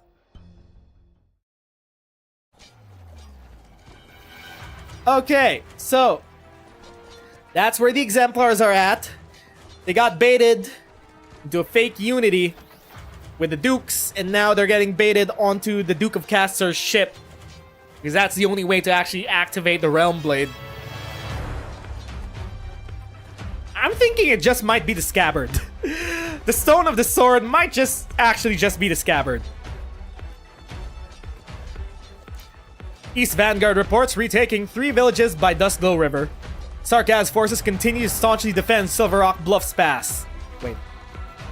Okay, we are after. I'm sort of forgetting where we're at right now. All resistance on the southern front of the Red Mane Mountains has been neutralized, however Command expressly forbids crossing the mountains to flank the Sarkaz. All gunboats and dreadnoughts in position. Support gunboats have also arrived at their destinations. Bang! The ground continues to tremble. The wary travelers can no longer distinguish the quakes from the bombardments or the clusters of originium erupting from the earth. The earth is scarred by deep crisscrossing battleship tread marks. The stench of blood and sludge hangs heavily in the air. The Exemplar's tanks slumber through the rugged terrain. We're almost in the hot zone. How far until Duke Castor's flagship? A moment, please. I'm searching for the signal. Keep heading north and we'll soon... Whoa! Sarkaz arts! Witchcraft guns! The lead tank has been destroyed. We've taken damage too. We can't move. Is it the engine or the wheel? Possibly both. Fix it ASAP. We can't stay here. We need to deliver the Realm Blade to the Stone of the Sword. Wait, what's that mountain? I don't recall any mountain like that outside of Londinium. That's no mountain. It's Originium. Well, shit. The churning tides of Originium have coalesced into a colossal mass, blotting out the sun and transforming the very landscape. In its shadow, even battleships appear as mere specks. Oh my god, it's just like the assimilation that we see in PV4. At the end of PV4, the one that we see happening to Australia. Rim built in. But it's happening in Victoria first! Because of the shard. Above the mountain of Originium. Oh my god, it's the Nezerus! Why are they so cool? A withered throne ominously hovers. The Nezeru King gazes upon the battlefield. Nezalem, me, I am the Nezeru King. All seeds sprout at the same time, withered branches creeping towards every death-shrouded corner. Go, my bravest warriors! Gnaw upon the greatest bone, tear iron and steel apart as you would skin and flesh. Rip, tear, consume. We shall teach the Victorians the master of war. Shall master war.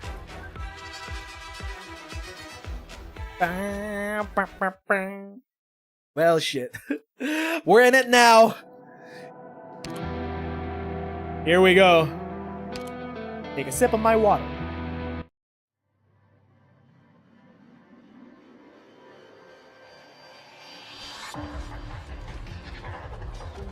What the hell are those things up there in the sky?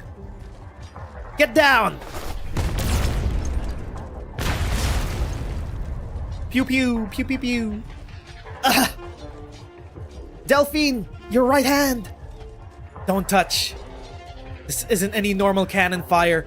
Sarkaz witchcraft is corrosive in nature. I won't be much help. Those people still trapped in the polluted area. It's too late for them. You got shit in the air, stuff growing on the ground, and crystals and dust everywhere. Can't even take a damn step. The Sarkaz want to turn this battlefield into their home turf, forcing us to put down our gear and cower while they pummel us. When it comes to head-to-head infantry battle, the Sarkaz will surely have an advantage due to their own natural physique. Alright, I get it now. It's all just a dirty trick. Which is why we can't afford to get caught off guard. If they get a drop on us, we're done for on the spot. Morgan, get as many of our vehicles up and running as you can. Avoid any close combat with Sarkaz infantry. Even if a vehicle's destroyed, don't overlook the mounted cannon. They're the best weapons we've got. Understood. Delphine, send the signalers out as widely as you feasibly can. The exemplars will be able to maintain communication that way at the very least. Of course. If you want to push forward, we're going to have to take down that altar up ahead. Horn, covering fire. Roger. Indra, your team is responsible for holding the enemy back. Doesn't matter if it's casters or arts creations or whatever those things are up in the sky. You got it. Daggus team, you're with me. Same as always? Same as always. I can see the core. Move out. Another altar of the Sarkaz witchcraft. Climb, pull up, leap, bring down the hammer. As the war rages on, they've become more and more familiar with these war machines resembling the devil's eyes. They've become more and more familiar with war itself. Veen often feels as if Indra, Morgan, and Dagda have changed somewhat.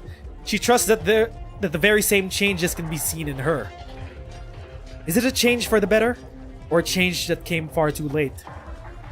The devil's crimson eye stares at her. The hammer comes down hard and the altar begins to collapse before Siege even reaches the ground. It worked! Phew! We took it down even quicker than the last one. I hear something. Back up! Something's growling out of that bloody thing. It's another altar not far from the one we knocked down. How many of these little buggers did they bury into the ground? Bloody hell! There's no end to them. Siege tightly grips her hammer. They're adapting, but not quickly enough. Chilby Asher has the location of the Stone of Sword changed. I haven't been notified of any changes to the plan. Can the ship still move with all the Urginium crystals everywhere? I'll have you know Victoria has the most powerful fleet on land. We might be slowed down a little, but we're certainly not without options. I hear naval guns. I believe it's the Iron Duke's Gastrol, going by the sound. The next round of our assault is beginning.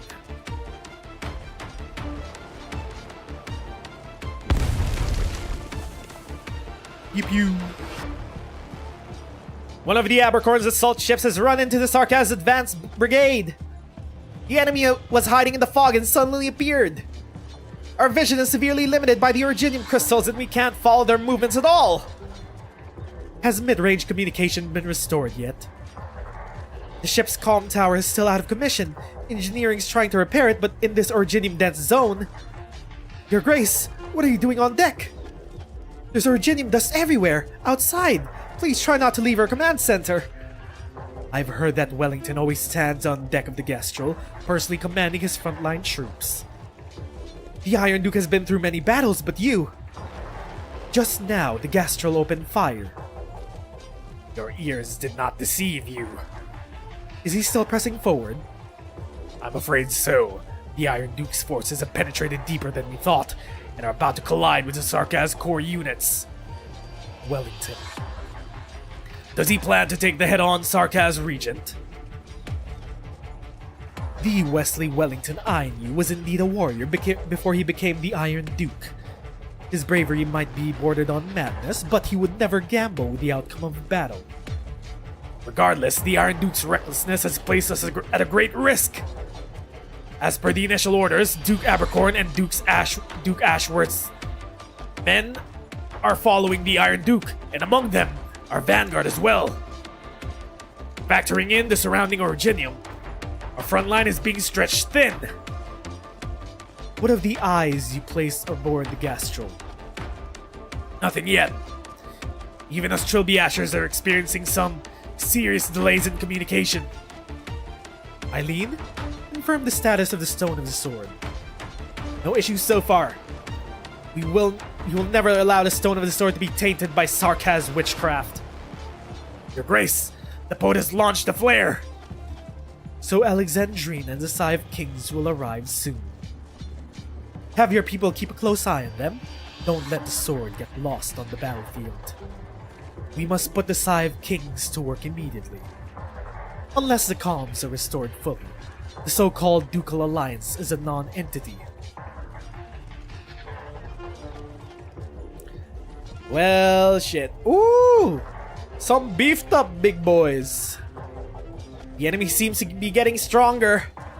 The same witchcraft eats away at us while strengthening them. Siege, watch out! Dagda! Swing! The hammer falls and a portion of the Nezeru warrior's body is caved in. But he continues to advance. A second swing, then a third. Dagda leaps back, splitting his waist with her metal claws. The Trilby Asher's flaming blade pierces his chest.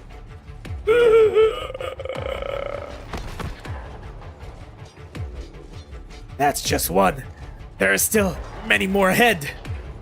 These Sarkaz are truly monsters. These bloody devils are all monsters, goddammit. They're not even flesh and blood. Do you think they're already dead? Only the dead can. Already dead? Strange noises can be heard in all directions. They are distinct from the sounds of Originium crystal clusters piercing the ground. They are not omens of the explosion of Originium dust. Captain, we can't hold out like this. There's no end to them. Better focus on the one right in front of you then. There's always going to be someone standing up front. Raise the shield, fire the cannon, repeat ad infinitum. Victoria possesses the strongest weapons in all of Terra. One shell can easily blow a part of Sarkaz's armor. Just as quickly, two more Sarkaz rush forth at the same time to take the place, then three. The artillery fire unleashes its fury, but it cannot stem the surging tide. There's no end to the enemies. She could hardly tell how many Sarkaz are on the ground in front of her, some standing, some lying. The number of fallen Victorians is perhaps even greater. She can hear bagpipe shouts and the whistling of her spear from those she finds utmost solace, but that's enough to keep her fighting on. A plume of firelight suddenly springs up not too far away. Ooh! Wait! It can't be! Reed? Bagpipe? What is it, Captain? I think I just saw Hill again. Oh, Hill. That same face again. That same face that appears in her nightmares every now and then, reminding her of how tragically her teammates died. The face of that traitor. He's dead. Is he that one? Lying over there? Seems to have been killed in action some time ago. Captain, just now, did he... He moved. He's standing up again. The man clad in the uniform of Wellington's forces staggers towards them. He lifts the blade in his hands and slashes at the Sarkaz in front of Horn. The armor's too thick, and the recoil pushes his hands away. His arms contort strangely, and he strikes a second time, then a third. Okay, Zombie Hill. That familiar visage is getting closer and closer to them. In the midst of the dead, silent gray, only a tiny speck of purple dances. It's her. It's Dublin. It's Ablana. She brought the zombie back to life. Here we go. I was wondering where Dublin would be in all of this. They've finally showed themselves. I lay down my soldier's honor here, so that in the time the soil of Tara need no longer be... Okay, I have the hiccups again. Be soaked in carmine blood, and Draco cross no swords with Draco kin. Be that unless a day comes whereupon the Red Dragon's flames should lead all those that fell, our fighters from the forge to be reborn. The third set of altars have been crushed. Milady, our casters and flying soldiers are in position. We're about to approach the largest altar. Our deceased compatriots have managed to protect us from the devil's vile pollution, but the destructive power of their witchcraft is unprecedented. Allow me. Milady, you're going to destroy the altar yourself. You, as my subjects, have done all you needed to do. I, as your sovereign, ought to lead you forward. How can I take this land as my own if I never set foot upon it? The Red Dragon's flame shall fall upon the battlefield's front lines, just as it has for thousands of years. Our altar's being raised! Stay in formation! Don't get scattered by those flames and keep casting. They're nothing but a ragtag bunch of impotent outbloods. I wouldn't be so sure of that. We are nothing like those Victorians who have it easy. Every Terran warrior who has been forged within the shadows, tempered by pain and suffering. We were once known as specters, for we knew most intimately the scent of death. I won't let you. Trying to turn yourself into an arts catalyst to detonate the altar? As you wish. No! I'm too late.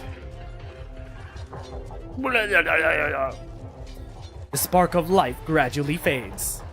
And in its place burns a bright, deathly purple flame, leaping across the body of the slain Sarkaz warrior just as it dances in Ablana's eyes. If evil, then why hot? If fashy, then why hot? There is no royal court in death's domain. Sarkaz, your people know death so well, only because you fought enough wars. See that?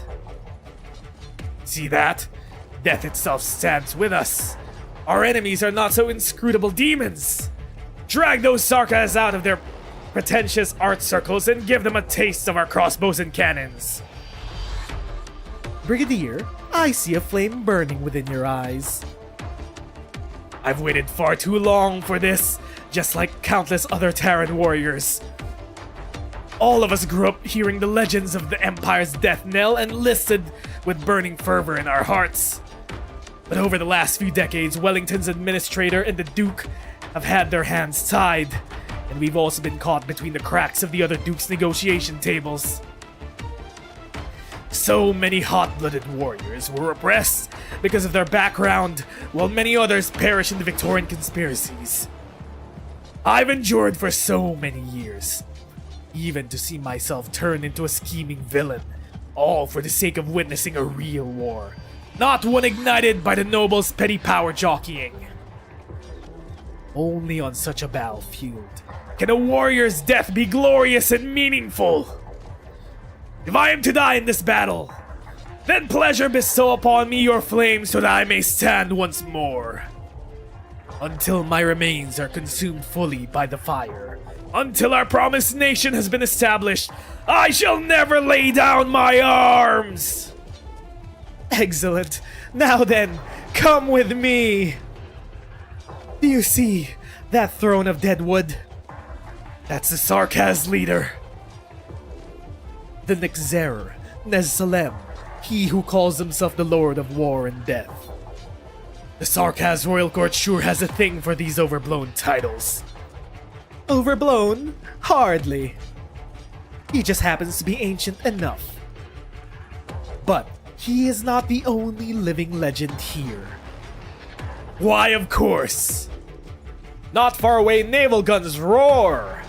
Ancient Sarkaz witchcraft is not the only force that can cause mountains to move.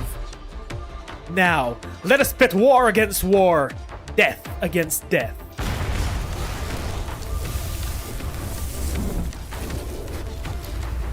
we have come to a head. The Exemplars, the Dukes, Dublin, all facing up, squaring up against the Sarkaz Nezeru forces. My patriarch, the hunt has been cut short. That Draco's flames have broken our formation. Draco. Thousands of years ago, after the Sarkaz first lost their homeland, they once did battle against the Red Dragon on this very soil. Those flames turned fields of Sarkaz into charred stone. They are still beside us and beneath our feet. We will slay her. A red dragon will sate our appetite for a while. She is not the one who drives this war. The Nezeru king turns his gaze towards a certain part of the battlefield. Behind the red dragon's smoke and flames, a huge shadow is rushing towards them at an unexpected speed. A titan that casts a shadow across the land, able to shake mountains and rivers with but a single breath. No longer is it a mere red dragon. Who? Tallulah? Chen? Which one is it? All parameters set. Loading complete. Firing interference shells. Target locked on. Main guns, first salvo. He ignored her. The Sudaram was like, "Sir, this Draco woman is burning all our troops." And he's like, "There's something behind her scarier. It's coming for us." Confirmed hit. General, we've swept the obstacles away. Ooh, it's Wellington. Gastral, all ahead full. Our objective, the Nezeru's throne. Oh, okay. It was Wellington all along. Everyone is here. The battle is coming to a head. The naval guns roar. Wellington is well acquainted with his most loyal subject, the oldest gun aboard the ship, that which assisted him in blowing open the gates of Lingonis. Rip the French. He killed the mightiest nomadic city on Terra. He pulled the spine from its corpse and made it a part of his warship. Afterwards, he took the Gastral to many lands and conquered many foes. The arts orbs of Lythanian casters, the shields of Ursine vanguards, the golden blades of Sargonian assassins. He collected and modified the most valuable components of his enemies and placed them upon his flagship. But not for the sake of commemoration. Only those who have become weak and frail through the passage of time need to rely on these vestiges to remember the past. The Gastral must step over the bones of his enemies, assimilating their power so that it may become stronger. Only this way can the two of them defeat even stronger enemies together. The Gastral has entered the fray! Intercept them! The crystal barrier has been shattered. The enemy continues to advance. How they must long for death, using artillery fire to cleave a path. Wave after wave of cannon fire pours upon the Sea of Originium. Golden fragments crack and split apart, revealing a gap within those congealed waves. How dare they approach us? A thick haze envelops the battleship. Countless Nezeru warriors land on its deck, the entire vessel enveloped in the glow of witchcraft. Rend, dismantle, corrode. The cadence of gunfire gradually slows. The hard steel hull is being digested, just like all the other prey that has fallen into the Nezeru art circles. Capture complete. Not yet. He lifts his scepter. Branches grow rapidly from beneath the throne, blocking the front of the Nezeru warriors. A shell lodges within the branches. A few seconds later, the shell explodes, tearing the branches asunder. For the first time since the battle began, the Nezeru's throne shakes. My patriarch, it matters not! From the thick haze of corruption, the warship slowly comes into view. The outer layer flayed by the corruption, almost half its main and secondary guns disabled due to bombardment of witchcraft shells. Only the steel frame remains shining. Yet she is nevertheless still Gestral, the mightiest warship in the land. Until we see Kierag develop its warship.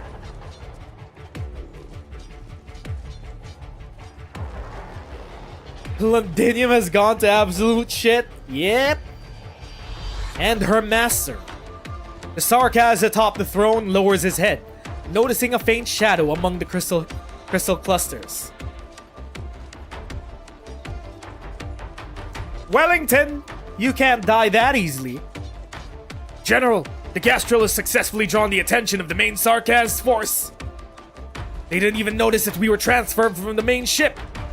Wait, something's coming in fast. Guardsmen, tighten your formation. A salvo of artillery fire.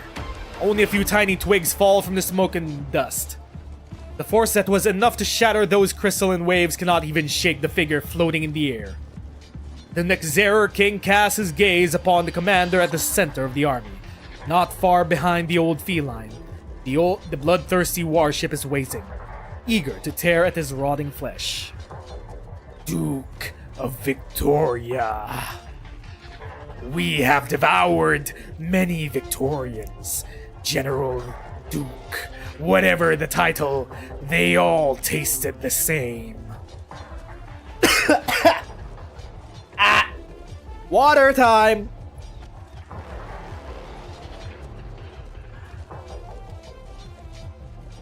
Conspirators, merchants, but none of their warriors. They saw the battlefield as little more than a sandbox atop a table. The soldiers, mere chess pieces. War itself, only a tool for power and profit. How frivolous war was to them. But you are different. Your ship has also feasted on many enemies. Ursine, Lithanian, Gaulish, and Sarkaz. I can smell their flesh. They have also been absorbed by the Nezerus. Sarkaz, I've read plenty of records about you. The ancient Nezerus. With a tenth of Victorian army's numbers, we were able to halt their advance on Kaz'del. A feat of war that defies all reason. One that cannot be taught in military academies or replicated. Are you here to take revenge? My only regret is that I hadn't been born 200 years ago. They apparently call you the god of war. No, there are no gods when it comes to war. There only exists the moment of victory or defeat. Wellington draws his sword and points it at the Sarkaz in midair. Behind him, all the guns on his ship are pointed in the same direction. Nezeru, I will defeat you. Just like all the other mighty foes that have fallen at my hands. Sheesh! What a badass!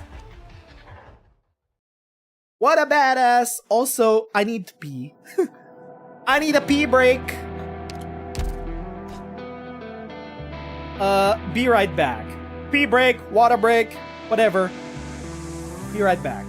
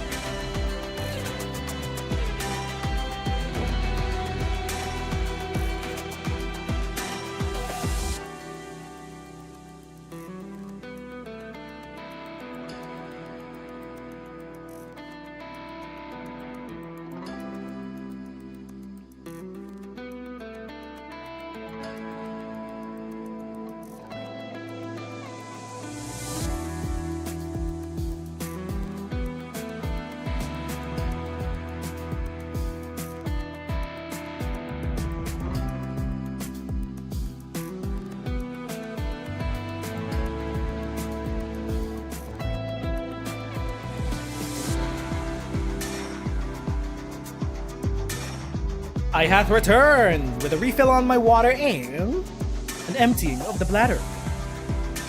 Oh my god, this entire war has been peak so far. All the factions, all the webs have reconnected back to the center.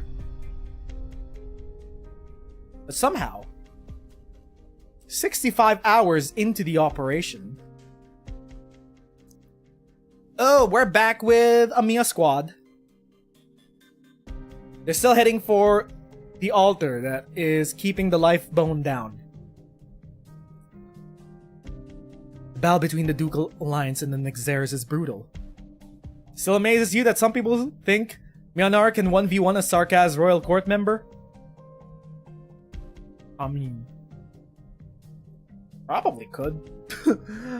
Probably. Whack him in the head with his newspaper. Just farther ahead is Silver Rock Bluffs.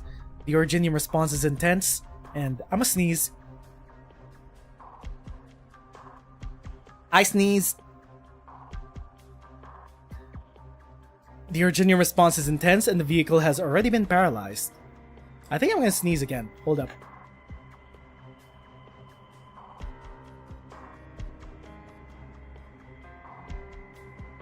I sneeze again. Venus should be arriving at the front lines. The Exemplars have a tough task ahead of them. When the Sigh of Kings and Stone of Sword become one, we'll be able to see it from our position. Catastrophes will be sundered. I think I'm gonna sneeze again.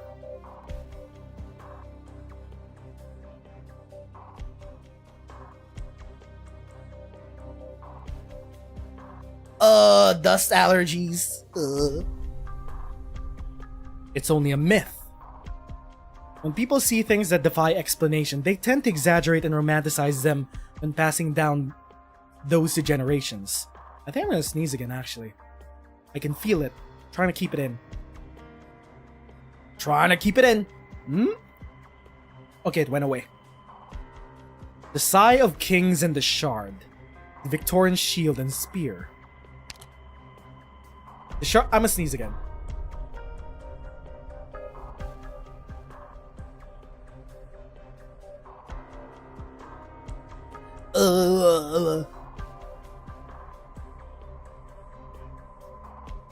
The Shard is an application of Originium on the same level as large-scale witchcraft devices. And the Sigh of Kings is able to neutralize certain Originium reactions. And next thing we're gonna find out is that the Doctor was the one that forged, that created the original Sigh of Kings. Surely. It's because it's related to Originium, right? Surely. I see you've done your homework. Originium is often likened to a chronic disease. To this day, the people of Terra's best solution to catastrophes has been and still is to avoid them. I can feel another sneeze coming.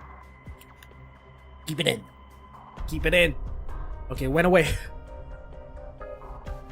It is incredibly difficult for people to directly intervene in the mechanisms of Originium, but the Victorians have long mastered these tools to save themselves. That also explains why Victoria was allowed to grow and prosper as much as it has, because it had a tool to fend off catastrophes. The origin of the Sigh of Kings lies not in Victoria, right? Are you gonna drop it on us that we were the ones that made it? The first time I saw the Sigh of Kings was deep within the palace of the Shahan Shah in Sargon. People regard it as a symbol of the Aslan's royal authority and believe that it can protect any settlement or city. That is indeed true. It is able to neutralize Originium reactions to a certain extent. Only to a certain extent? That's right. No matter how much effort the Sargonian casters put into unearthing and retrofitting it, it was nothing but a former city defense device. Oh, so Kelsey knows exactly what the Realm Blade used to be. Or maybe she was there. Maybe she was part of... Wait. She said she saw it at the... Wait. The first time I saw the Sigh of Kings was deep within the palace of the Shahans. Oh, okay.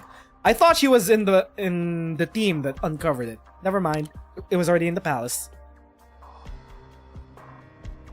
During the era in which it was put to use, Originium was not yet widely available across the continent.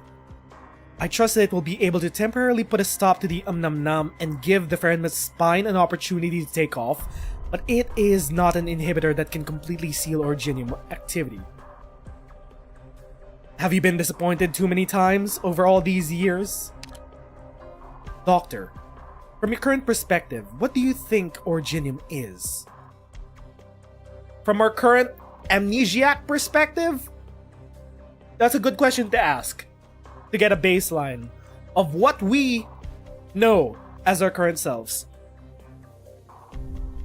A phenomenon brimming with the unknown, a resource to exploit, or perhaps a source of disaster and disease.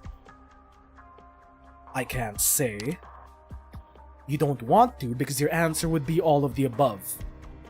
Originium has long been inextricably woven into everything we see. Our environment, our technology, our culture, and even our bodies.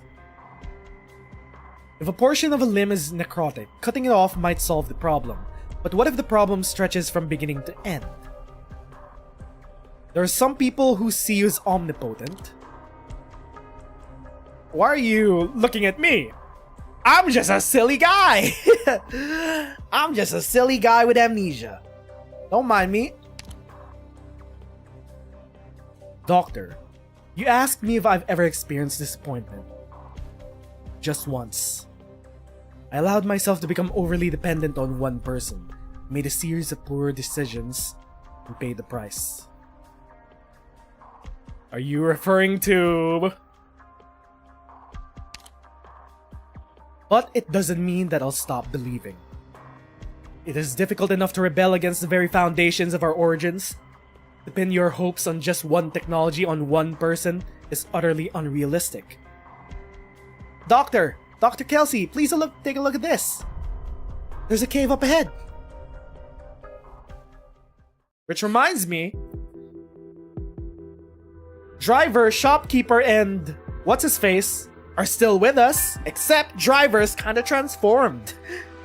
They kinda reverted back. Their vampire blood was activated. They got worms coming out of them. They got tentacles. It might come in handy later on.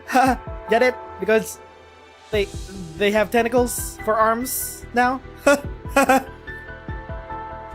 Never mind. Someone's concealed the entrance. Crude, twisted, one of the Confessarius' illusions. I'm sure we'll find the witchcraft altar at the deepest point. We should go to where the Originium response is strongest. There's Originium everywhere, though. How are you feeling? No problem here, Doctor. We have more important things to do right now. I can tough it out. Under the influence of Nam, Originium will come closer to its true nature. The crystal clusters will merge with all things, living and dead, at an increasing rate, sealing the data inside in an assimilated form. Data.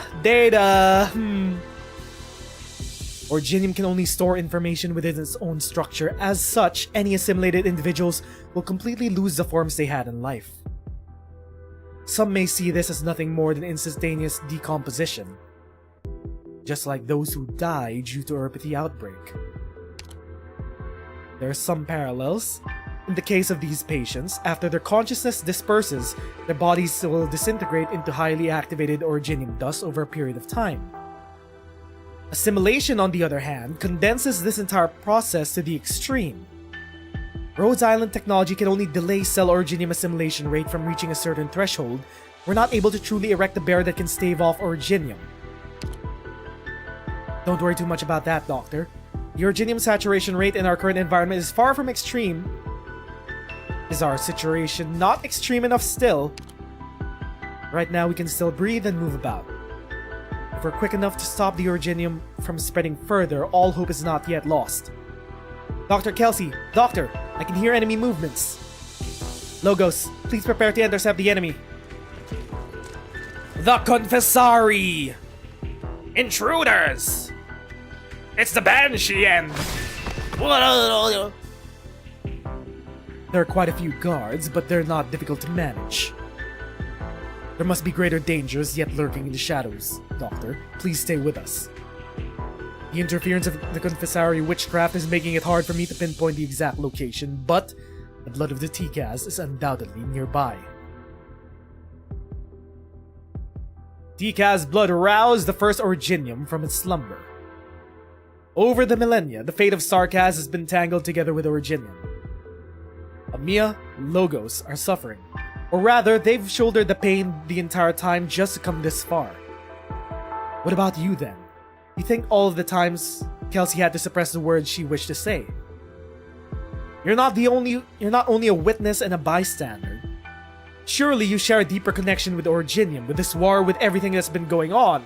Surely! Unaware! Doctor, completely unaware of their role in all of this. But maybe they've surmised. Maybe by this time they should have surmised. Ayo, Komier, thank you very much for the $20 super chat. Haven't had a super chat in a while. I do appreciate it. I hope you guys are enjoying our read-through. I'm kinda slowly developing a cold right now. I'm trying to suppress some sneezing and sniffling. Because I did only have 3 hours of sleep last night. But anyway, we must trudge on! Ooh, big altar. This is the blood of Tikaz. Dukarel's obsession. This so-called pure blood is free from impurities. By itself, it possesses no inherent power. Amiya cut off its connection to the altar. Got it. Wait. Dr. Kelsey? Monster! Attack the corpse of that guard over there!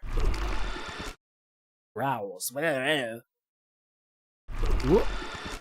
Monster. There's another monster? Great, there's 2 of them. One of you is gonna become the waifu in Enfield, surely.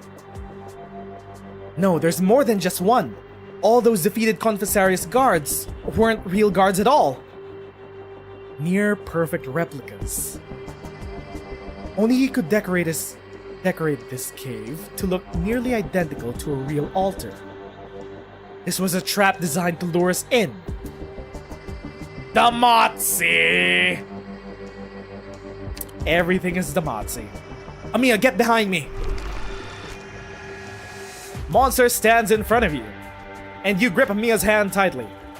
The blood of Tikaz is collapsing along with the entire altar, the surrounding rock walls pressing ever closer.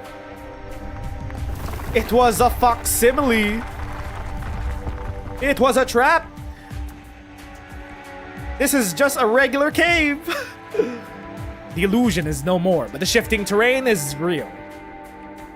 The real altar must still be functioning. Originium continues to grow and it will soon consume everything you see. Doctor! This is... We seem to have fallen to the deepest levels of the false altar. The Originium was shifting too fast and I only had time to grab onto you. I don't know where Dr. Kelsey and Logos are. There's too much Originium here, too much information. I can't sense them all. They're probably far away by now. The enemy wanted to entrap us! But you still might be the Confessari's real target. Oh yeah, right! I forgot that was a plot line. The Confessari want Amiya. That was a plot line from the previous chapters. What they want is the King of Sarkaz. The ground is still shaking. Are the crystal clusters still spreading? Wait, that's... Oh no!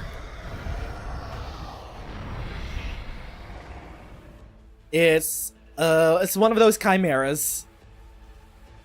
A monster suddenly crawls forth from the Originium's depths. The horns of a Wendigo, the body of a gargoyle, the flames of a Diablo. You have seen these before, in the Confessari stone sculptures of the various Sarkaz tribes, but never before sharing the same body. His emotions are chaotic. I see only memories, fragmented, blurry, and mashed together. Ami, over there! Oh no, there are more of them. There will be many more, Doctor. This is the cave that gave birth to them. The Confessari sculpted them from Sarkaz blood and Originium, and gave birth to these creatures. Does this make you sad? Is it because Amiya is also a chimera? They're alive, Doctor. They aren't chunks of rock or constructs of witchcraft. They're living beings.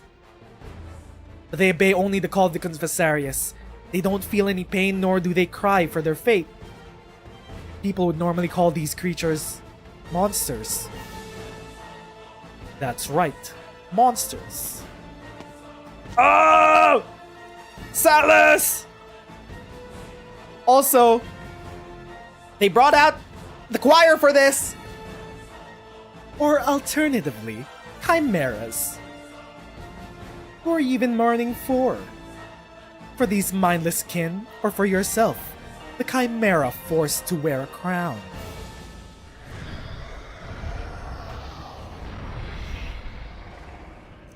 The fight is about to begin. Swing! Amiya, are you being affected in any way? Doctor, I won't let the Confessari trap me a second time. I'm not so fragile as to let these illusions and nightmares get to me. That name, chimeras, no different from those dream interrogations. I've heard it many times before. I have no right to be here if I let myself get shaken by that. Beyond that, however, I swore that I'd never let my immaturity drag you down again. A tiny crown appears above the head of the cultist girl. Black lines interweave and take form between her fingers. Your connection with the king is deepening. Perhaps. But it might not be enough. Let's go! Chimera versus Chimera! Amiya, don't be in such a rush to leave. These clones are nothing before my incantations, Damatsi. Or as you once put it, it is time wasted. Oh, we remember that performance and that stroll. We talked for quite some time. That day, you at least still considered yourself a lord of the royal court despite having a different appearance.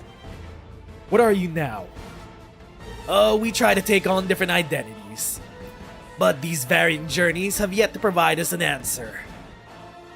What we conclude is the path is neither a beginning or an end. It is a cycle. And you sought out death to prove it. At death's end is nothingness. The myriad souls you speak of have said nothing to us. Banshee, how did it feel to sound the bone whistle for us? Shatter.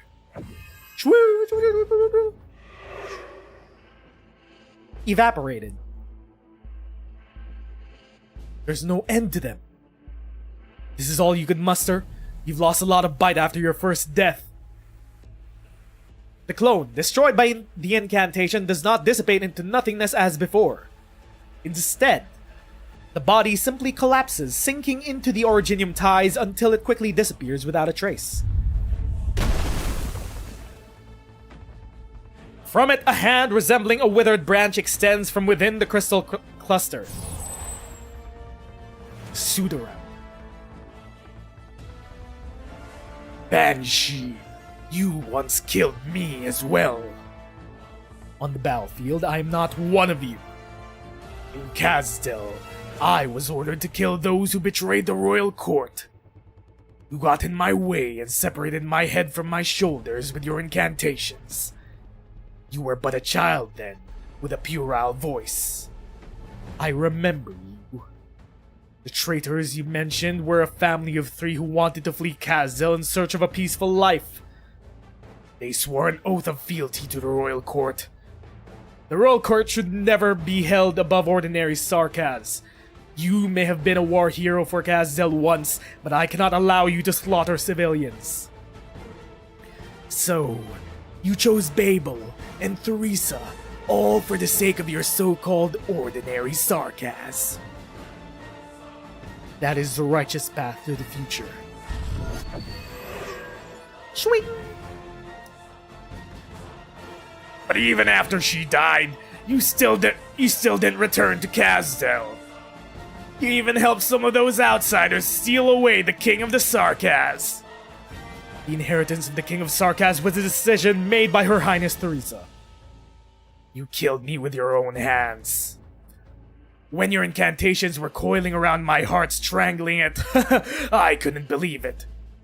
After fighting alongside each other for so many years, whatever you felt towards me paled in comparison to those outsiders. The potted golden grass you left behind on the ship is growing well now. After Her Highness's death, how many comrades did you slay with your own hands during the internal strife that engulfed Babel? The belongings left behind by so many people. I'm sure there's enough of them to fill your whole room, huh? Do you feel sorrow every time you look at the patch of grass I planted in that pot on a whim? If I were to feel sorrow, it would be because even death has denied you the solace you deserve. The Matzi just trying to mess with Logos. Also, how many times has Logos killed the Matzi? And Logos not even aware that they killed the Matzi. The Matzi, you were never so keen to dress yourself up as the dead before. This exchange of words cannot provide you with any answers, nor can probing my emotions. The dead do not respond. They continue to emerge from the dark crystal clusters. Many faces, some familiar, others not, all of them Sarkaz. Your innate abilities are resonating with the information stored inside Originium. Ooh! What? Hold up! What? Okay, Logos did not kill the Matzi multiple times before. It's the Matzi resonating with the information kept within Originium? So the history of the land, the history of time itself, somehow was recorded in Originium as information, and the Matzi is picking through it. What the fuck? Seeing as how your powers have grown thanks to the Originium, Logos raises one hand. No incantations are needed, just a low humming sound from the vibrating rock walls. In a heartbeat, all of the Matzi's clones are shattered. Just as expected, there's one left, the very last one. It's you. Sanguinarch, baby! So that explains why during one of the stages we fight against the Sanguinarch. The vampire stands in the cave depths, his expression almost identical from when he stood atop the Fahrenheit's skull that day.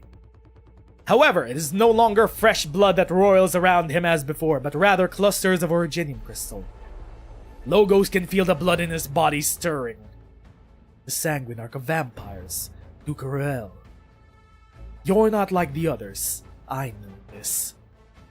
You're not one of the Matzi's avatars. Wait, what?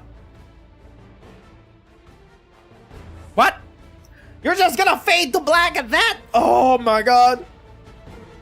Lord the Matzi, this portion of you decided to assist Quisar Twistage. No, we have no interest in helping anyone in particular. We're simply searching for answers. Kelsey, we have met you before, when the Sarkaz were not yet Sarkaz. You walked across us. I have no recollection of any such meeting. At that time, we were unable to speak. And then, the first king of Tikaz came in contact with Originium. That was our first awakening. The first individual rose up from among us. We felt one another. We had existed for an unknown amount of time before that, but it was only at that moment when we became aware of existence. Because we began to think. They think before they are, therefore they are. Originium will assimilate all life forms it comes into contact with. Not just you, but also the original vampires, banshees, wendigos, all Tikas have changed. You're approaching the form of another entity that once existed on this land. What? What? Huh. Interesting. Then what are you? What are you, Kelsey?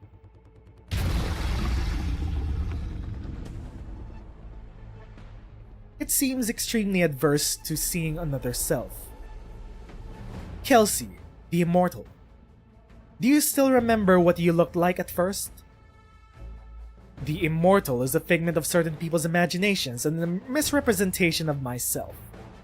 Time leaves its marks upon me all the same. The original entity by the name of Kelsey has long been lost beneath the golden sands. What? Huh? What did you mean by that, AMA-10? But you are still yourself. We were watching as you were reborn at Theresa's side. You are different from your previous self, from your appearance to your personality. Hey, yo! Hey, yo! Yeah, we know that Kelsey died and was reborn multiple times. The key information here being different appearance and personality. Which makes me want to believe that Enfield Green Cat Girl might be the next reincarnation of Kelsey after she meets her end, as we see in her Bloodline of Combat skin. But who knows? Who knows? That's just a theory, a game theory. So now that we know that different incarnations of Kelsey have different appearances and personalities, they don't just retain. We are used to constant change for the sake of survival. Among the Sarkas, the Damatsi cluster is unique. We once thought that you were like us. We know many Kelsey, just as Kelsey knows many of us. However, we will always be a whole. Each Damatsi is a receptor of us to feel this land. But Kelsey is different. Each Kelsey is still you. I do believe that to be true. Why? Is it the inheritance of memory that makes you so persistent? Memory can be easily tampered with and implanted. This we know, for many long-lived beings have tried such methods. The Black Snake!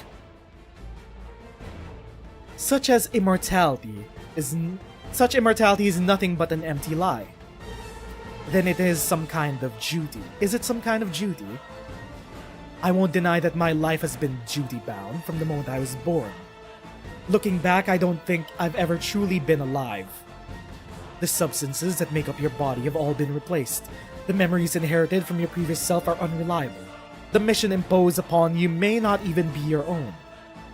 Kelsey, what is it that has kept the continuity of you across these thousands of years? A name. A unique name. Or a title. It is a question that so many emotionally deprived Sarkas would be keenly interested in. A name that the Oracle first gave to the original Kelsey. This name has many meanings. The person who gave me this name and the people I care about are now in danger. This isn't the time for us to be having this chat. We did not expect you to be this sentimental. Monster. Rawr! Kelsey versus Damatsi. Logos versus Damatsi. Amiya versus Salis. Okay. Here we go.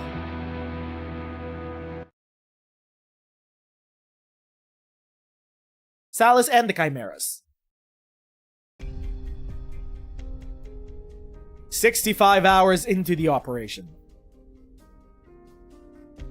Wait, no. Wait. Did we already run through this? Okay. Next one. Next chapter. The boss stage chapter. Wait, is this the boss stage chapter? No, it's not. But this is the chapter where the Chimera shows up. Here we go.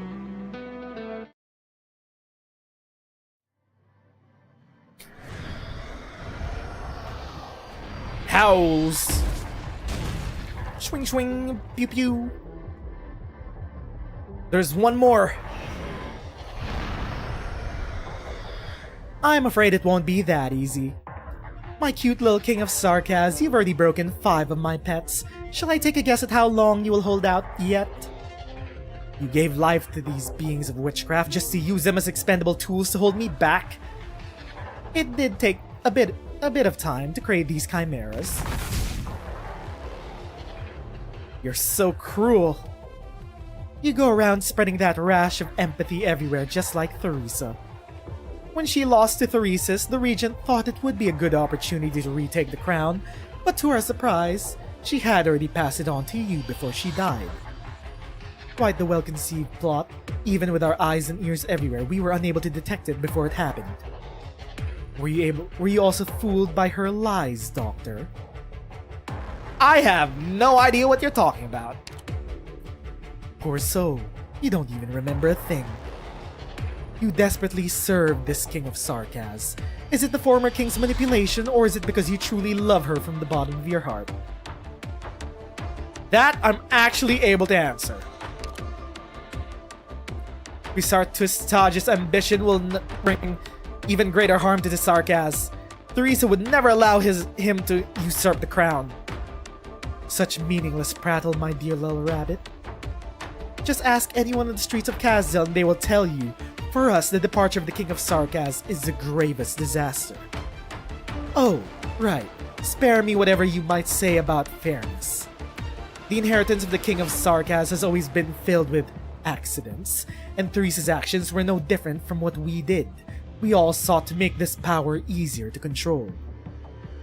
Our regent believes more deeply in the connection between blood and soul. Yes. The pain they're enduring. Are these emotions also instilled and manipulated by witchcraft?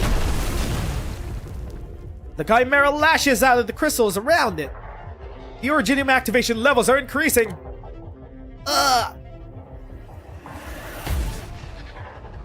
Whoa. Amiya, the Originium activation levels are changing extremely quickly. Doctor, you don't need to worry. I can get accustomed to this confessarious witchcraft. Over the last few years, I've been learning. I remember all the treatment methods Theresa taught me, as well as all the instruction I've received from Dr. Kelsey. I can feel the connection between me and the King of Sarkaz. It has not left me.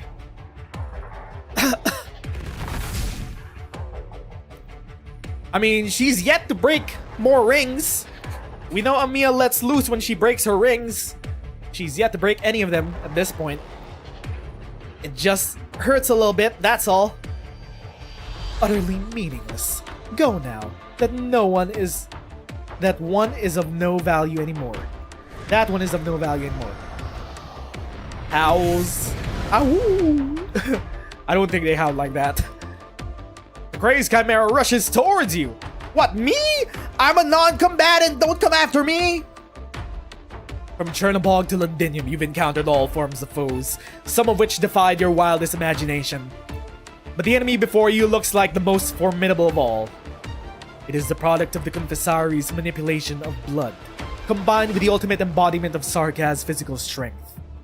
Salas said the Sarkaz are much stronger than Kalt'sit's, but you know that even Amiya's body is vastly stronger than yours. And yet, you still have an advantage. Something sets you aside from others. Something that makes you one of a kind. Mayhaps it be our Originium Oripathy immunity?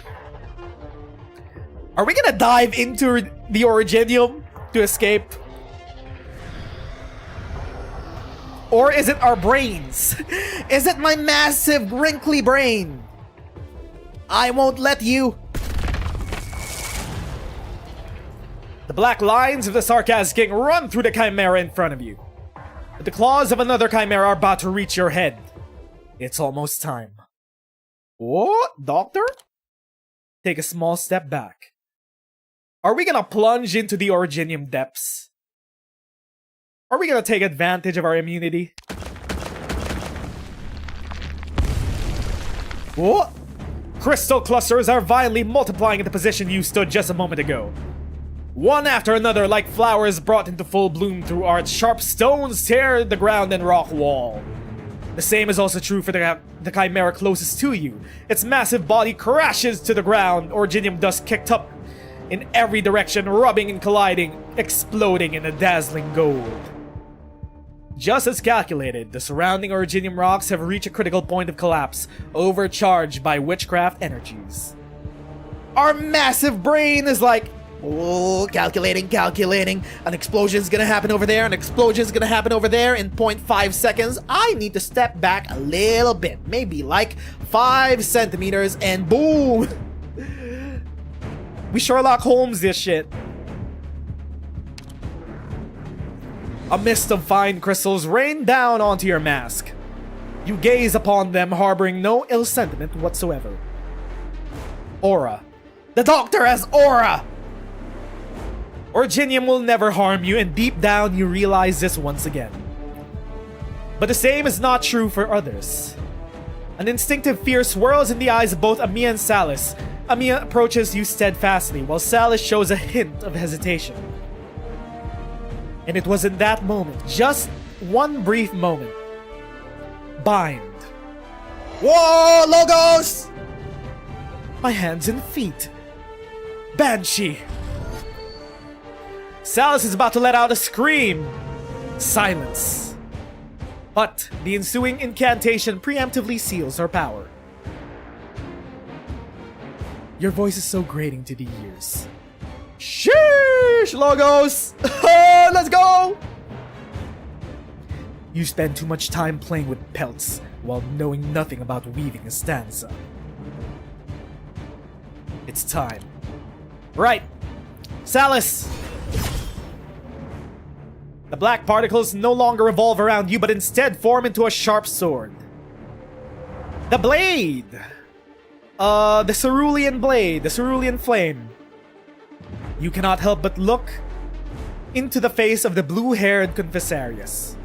Her emotions have almost faded away, as if already having made peace with the imminent fatal blow. So, this is it. The King of Sarkaz's verdict. You.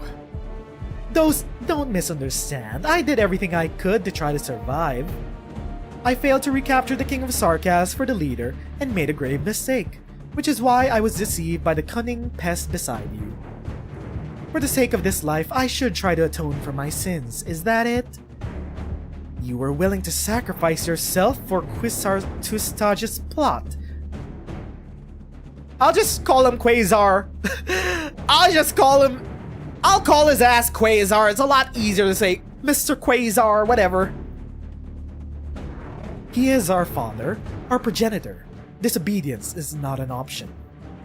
I truly hate Quasar, and I hate you too. Why do you choose to resist? Why, Amiya?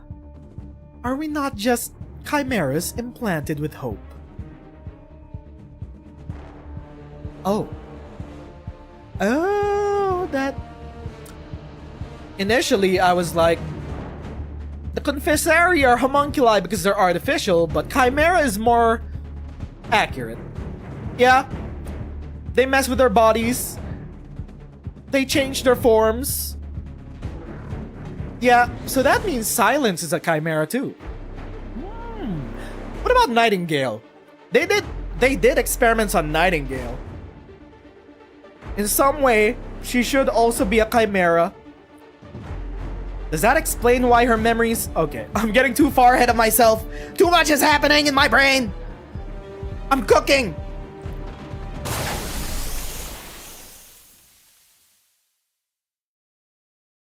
Well, okay then. Obstruct. The exploding blood mist is blocked by an invisible force. Did she just blow herself up? Or was that an escape? Shortly afterwards, the blood mist that obscured your view gradually dissipates and silence falls over the entire cave. She got away. Okay, sure, confirming that she got away. I thought this was the boys moment where she just blows up and her pieces are all over the wall. Nope, sarcasm magiques. Just witchcraft. No biggie. She galvanized the blood dripping from her wounds. She would have no means to fully resist my incantations. Such an action would only tear her further apart. As long as Salus is not killed completely, she will find a way to escape. You heard her say it herself. She sees this life as precious. And where do you think she'll escape to? Her mission is probably to safeguard the blood of Tikaz, right? Since she could not stop us at the fake altar, she would definitely return to the real one. The way forward is clear now. But what about Kelsey? Kelsey is still squaring up with Damatsi. Wait, what happened with your Damatsi? I have met your expectations. I understand your plan, Doctor, but it's far too risky. I can't approve of what you did then. If you try pulling a stunt like that again, I'll get angry. I'll keep that in mind, lest we see Amiya get angry. But we don't have the luxury of time. Oh, there's Kelsey. Okay, everyone's fine. All good. Damatsi, still a pushover after being reborn. That's right, we need to pick up the pace. Unless...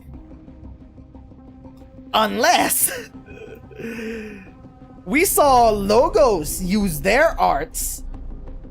Can you prove that you're Kelsey? Do it. Do it right now. Prove you're Kelsey. Is this the real Kelsey or is it Damatsi? Kelsey stares at an object on the ground. You recognize it as the Confessarius mask left behind by Salus as she fled. We underestimated Quasar. Previously, he suddenly appeared before me in Shining, kidnapped Nightingale, and revealed his intent to usurp the King of Sarkaz. Prove it! Prove you're the real wife! Prove you're the real hag. He has been lurking in the shadows for thousands of years for this moment. He would certainly not make any rash moves until a goal is accomplished.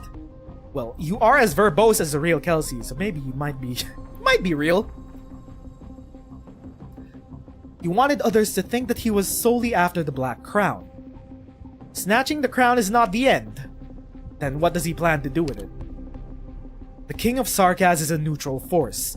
Whether it heralds the arrival of calamity or averts it depends on the wielder. Which is most likely why Quasar seeks the crown. He wants the authority to be vested within his hands, to touch those secrets passed down for eons, to seek even greater power from the point of origination. Oh, he wants the secrets inside the crown. He doesn't want the authority that comes with it. No, he wants the actual ancient secrets that lies deep within the ancient device created by the ancients. TM, trademarked. The Civilite Eterna. He wants the secrets of the first Originium. Oh. Quasar, Ducarel, and Theresis. While their ultimate goals may be different, they all converge upon the same destination. The Sarkaz have always been deeply influenced by Originium. I fear that, however, this influence is being directed on purpose. Directed? There's someone else puppeteering this whole entire...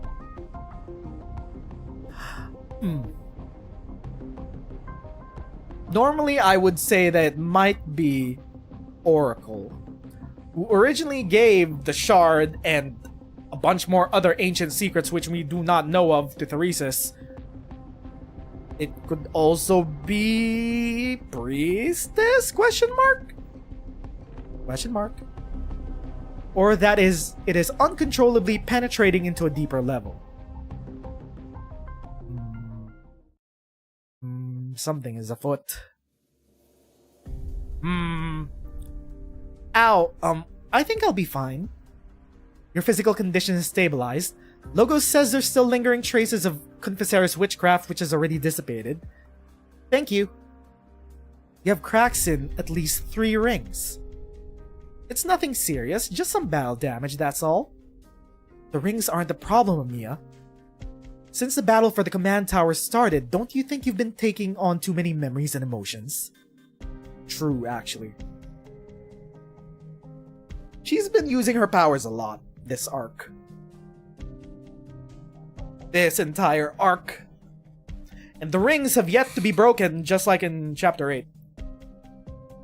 They broke. Did they break during the Sanguine Arc fight? I think they did.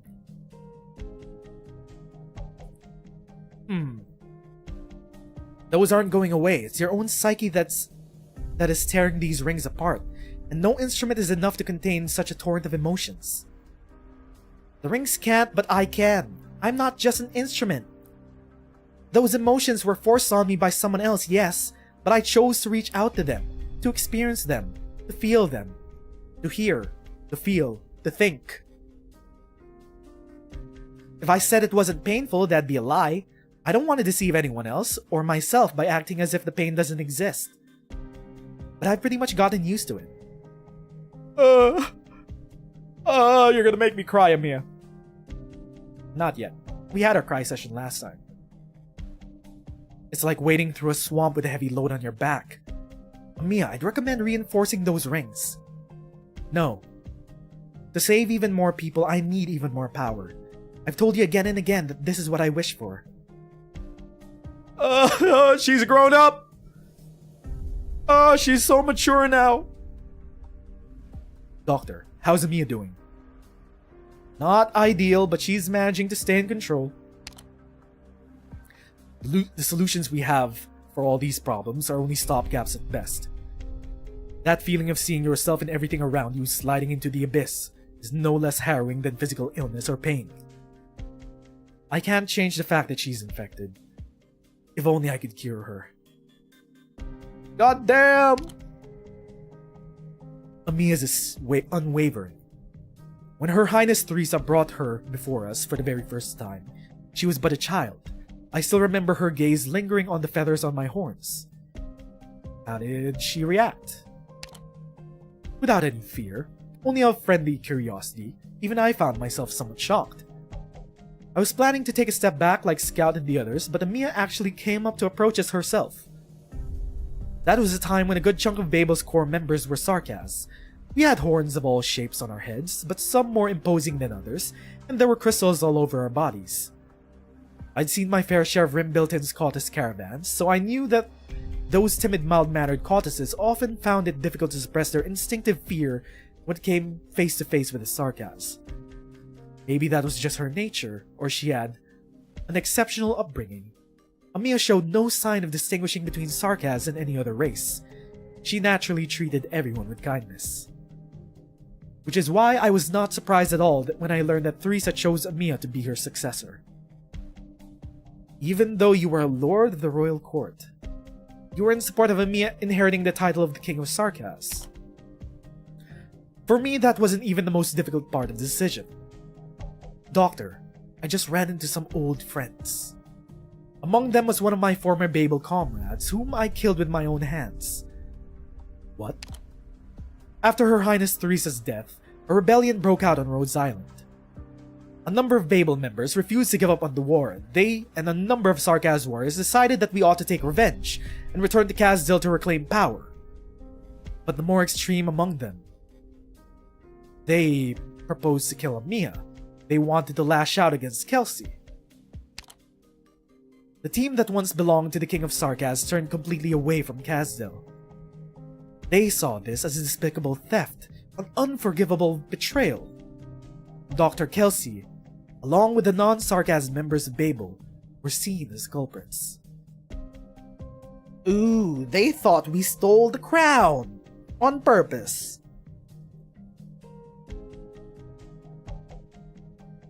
All of them used to belong to Babel. Many of them truly believed in Teresa, and were willing to lay down their lives for her and Babel's ideals. Actually, I'm kind of forgetting. Where are we now? Before operation. We still have an after operation after this.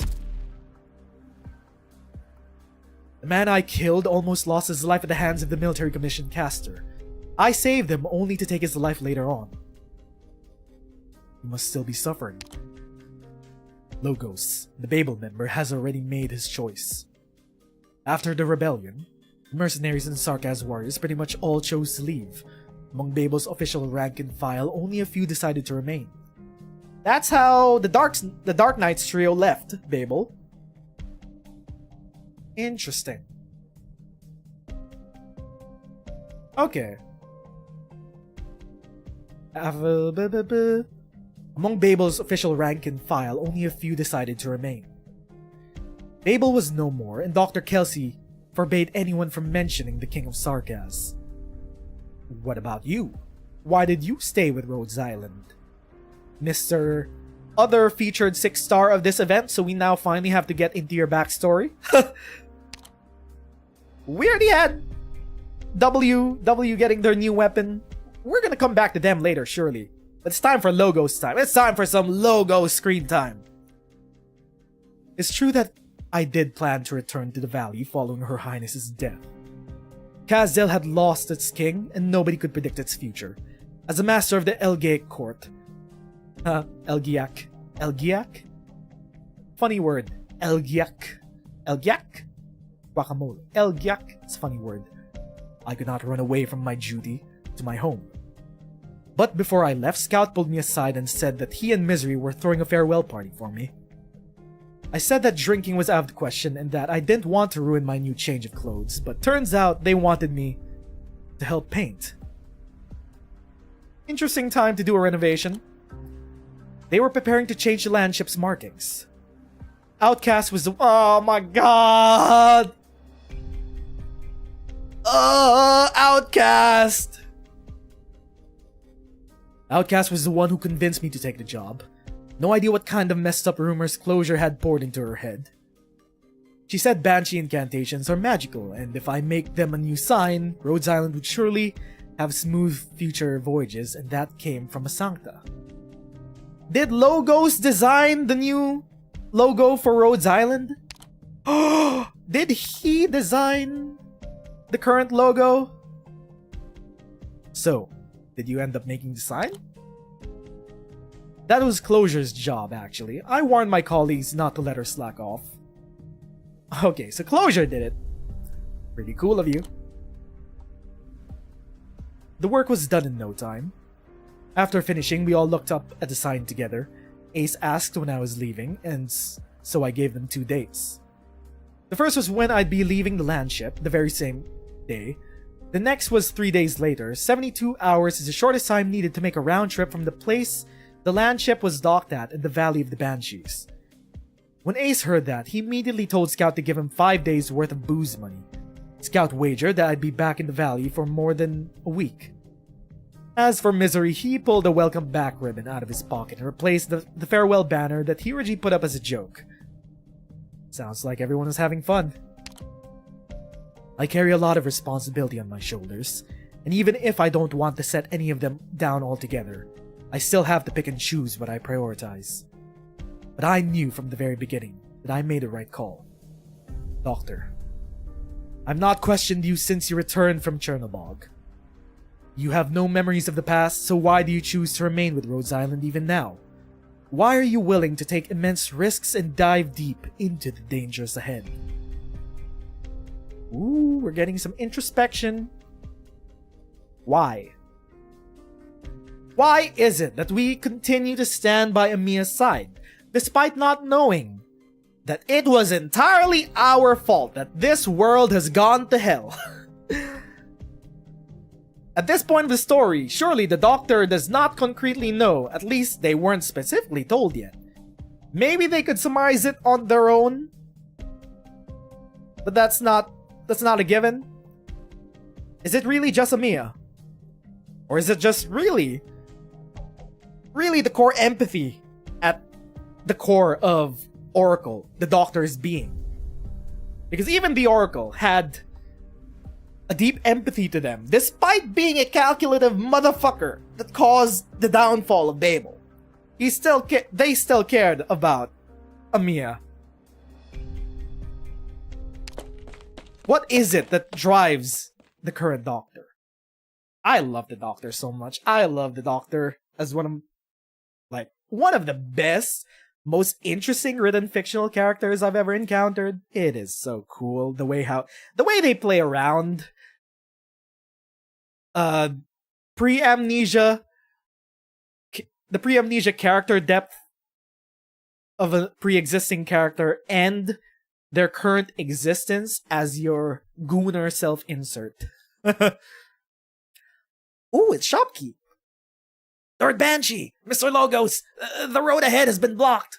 I sort of forgot that driver, Shopkeep, and what's-his-face are still with us. They kind of avoided the whole Chimera situation. Wow, that's lucky of them. They were outside, waiting. The Doctor and the King of Sarkaz would like you to hurry up.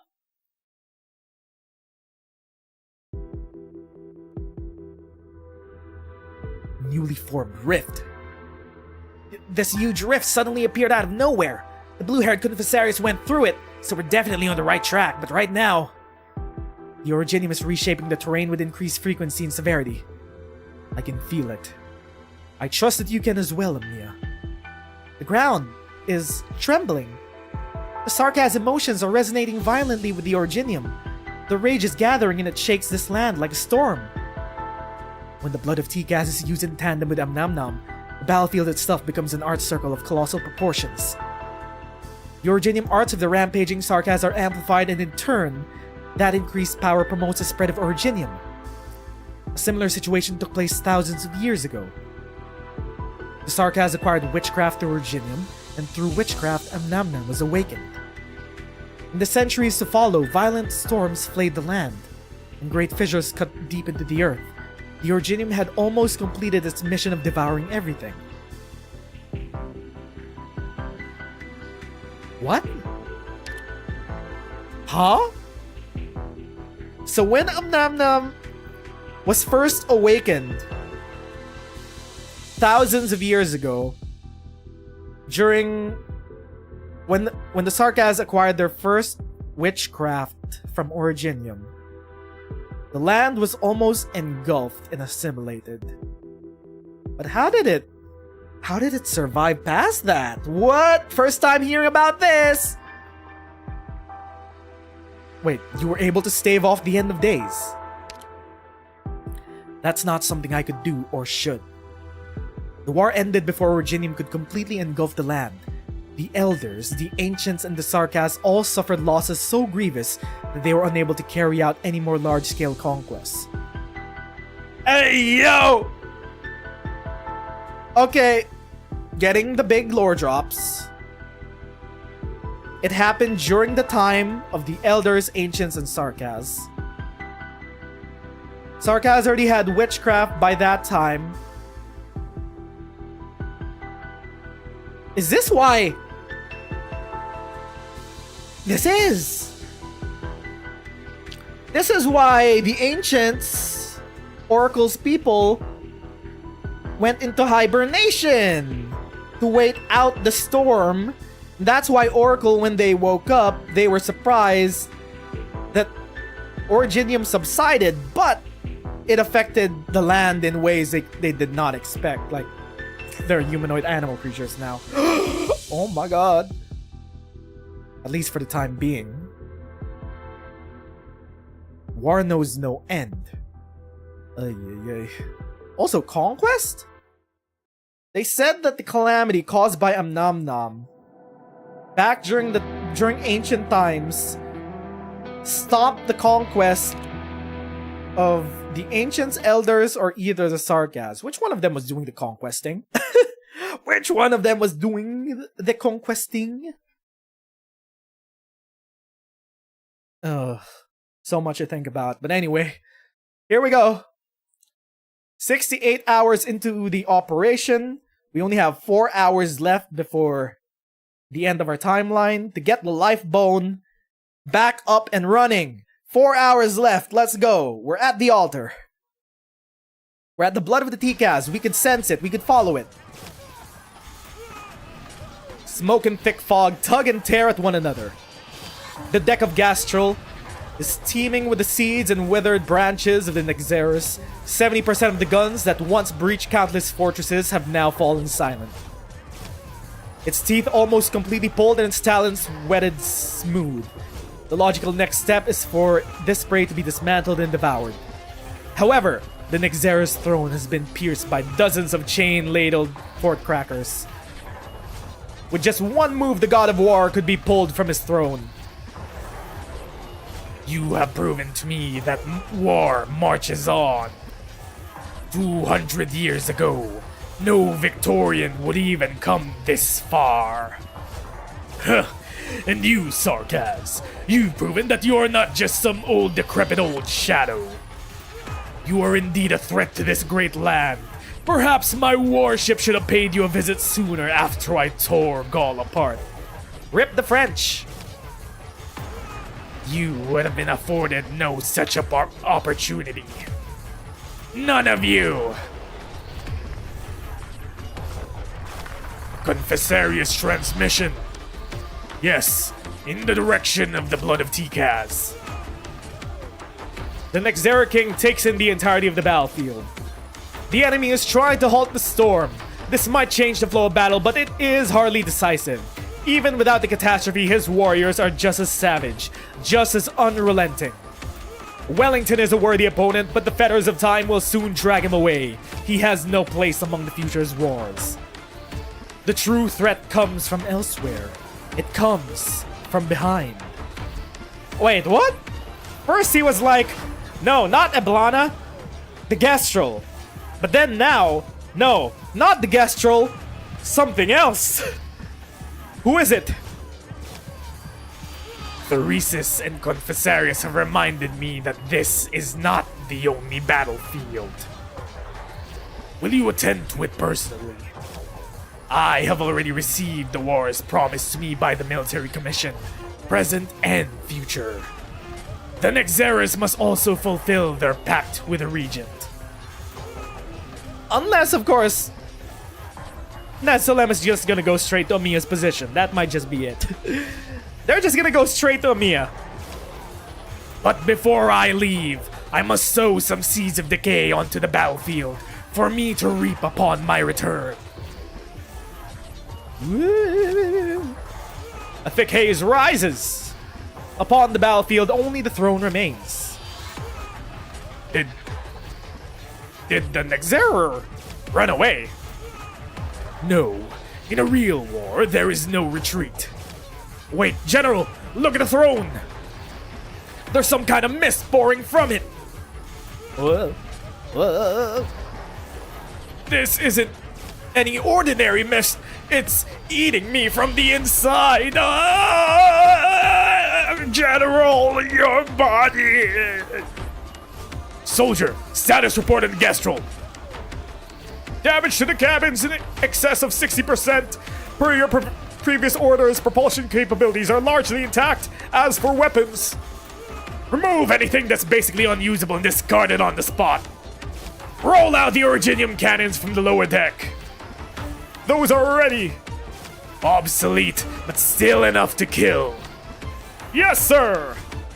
Notify the Gastrol to retreat to G0 high ground according to plan, and continue to consolidate defenses there. We will follow at speed.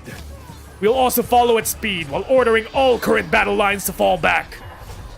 Next, we'll send these Sarkaz over to Castor and Godadin to handle. Any news from Shay?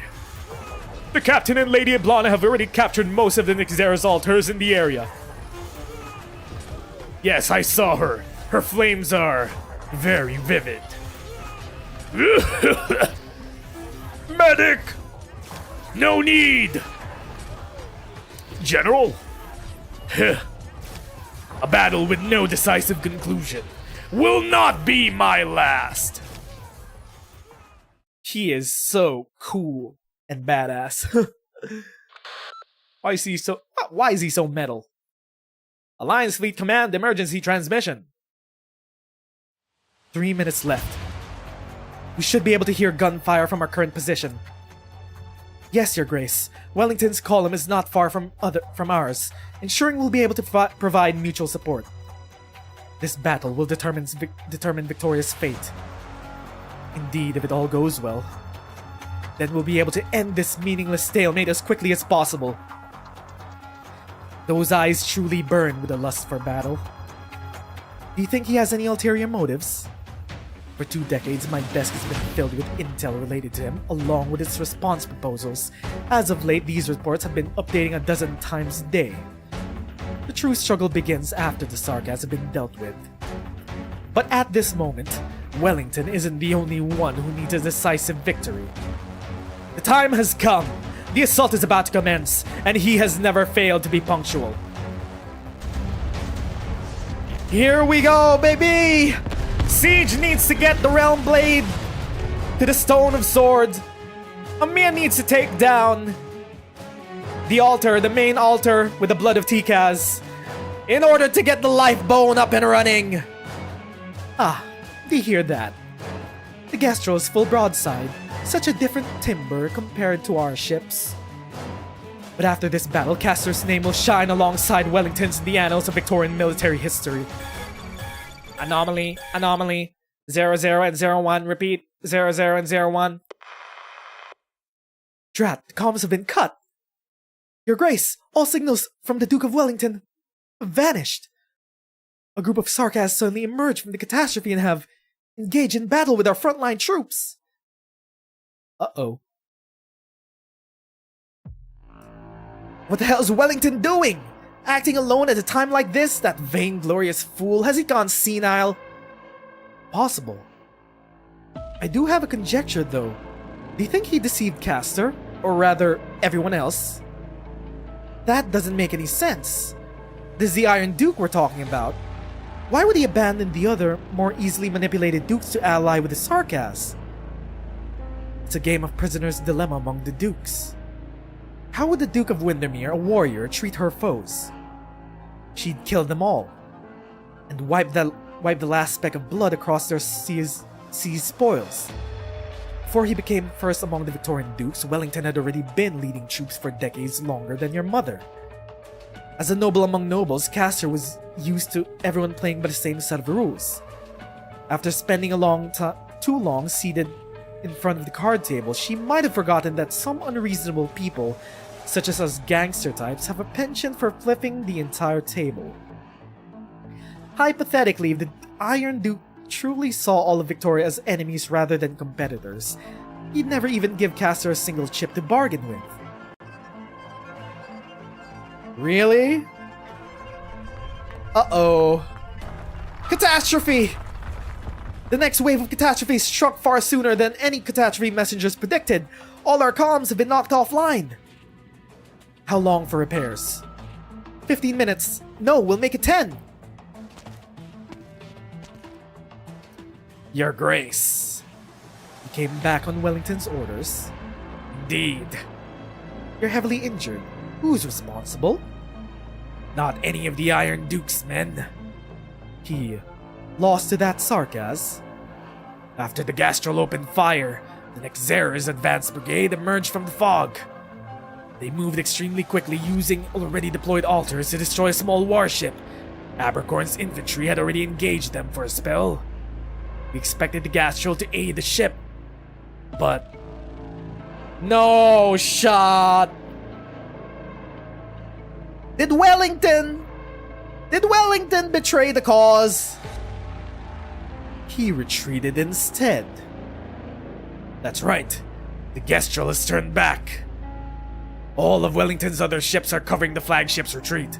Their casters have all changed targets, relying on the covering fire from our ships to secure their own vessel's retreat. What about Abercorn and Ashworth's ships? Completely exposed in the Nezeru's assault. They expected to show up as support, but now find themselves facing the enemies head-on. Wellington's ships have completely blocked off their retreat. He's even trying to push Abercorn and the others towards the front lines. It won't be long until the remaining Alliance forces are wiped out and become sustenance for the Nexerers. Your Grace, The Alliance forces dispatched to the heart of the battle have collapsed. The Sarkaz will soon return to the rear where we're situated. The plan to cut off and encircle the Sarkaz has failed. We're at risk of getting surrounded ourselves. At risk? No, it's already too late. What's enveloping us is much more than a catastrophe. Nexerers! The signal's back online and we've run into a large contingent of Nexerers! No, it's an entire army! There's another force approaching from the right! Is that their second army? They've already begun fighting! The catastrophe is amplifying the Nexerers' witchcraft! The Originium response is spiking sharply. Your Grace, watch yourself!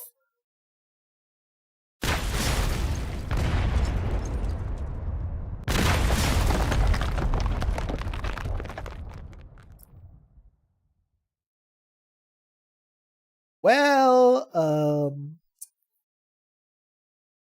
rip? No! Not lowlight murking another gilf! Fuck me, how many gilfs must you kill, lowlight, for you to be satisfied? Bro! My gilfs! No body, no confirmation. No body, no confirmation, we just heard a big bang. They were only surrounded by Nexerers, they could still be alive, surely. Copium. Duke of Wellington, you piece of shit, you abandoned the fight.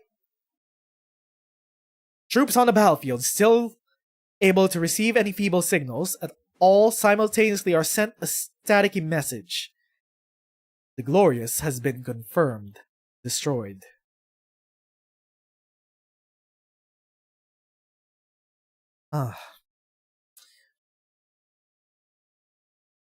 No body, no confirmation. No body, no confirmation. Maybe it's not complete destruction. Oh, they're so dead. They're so dead. Oh, shit.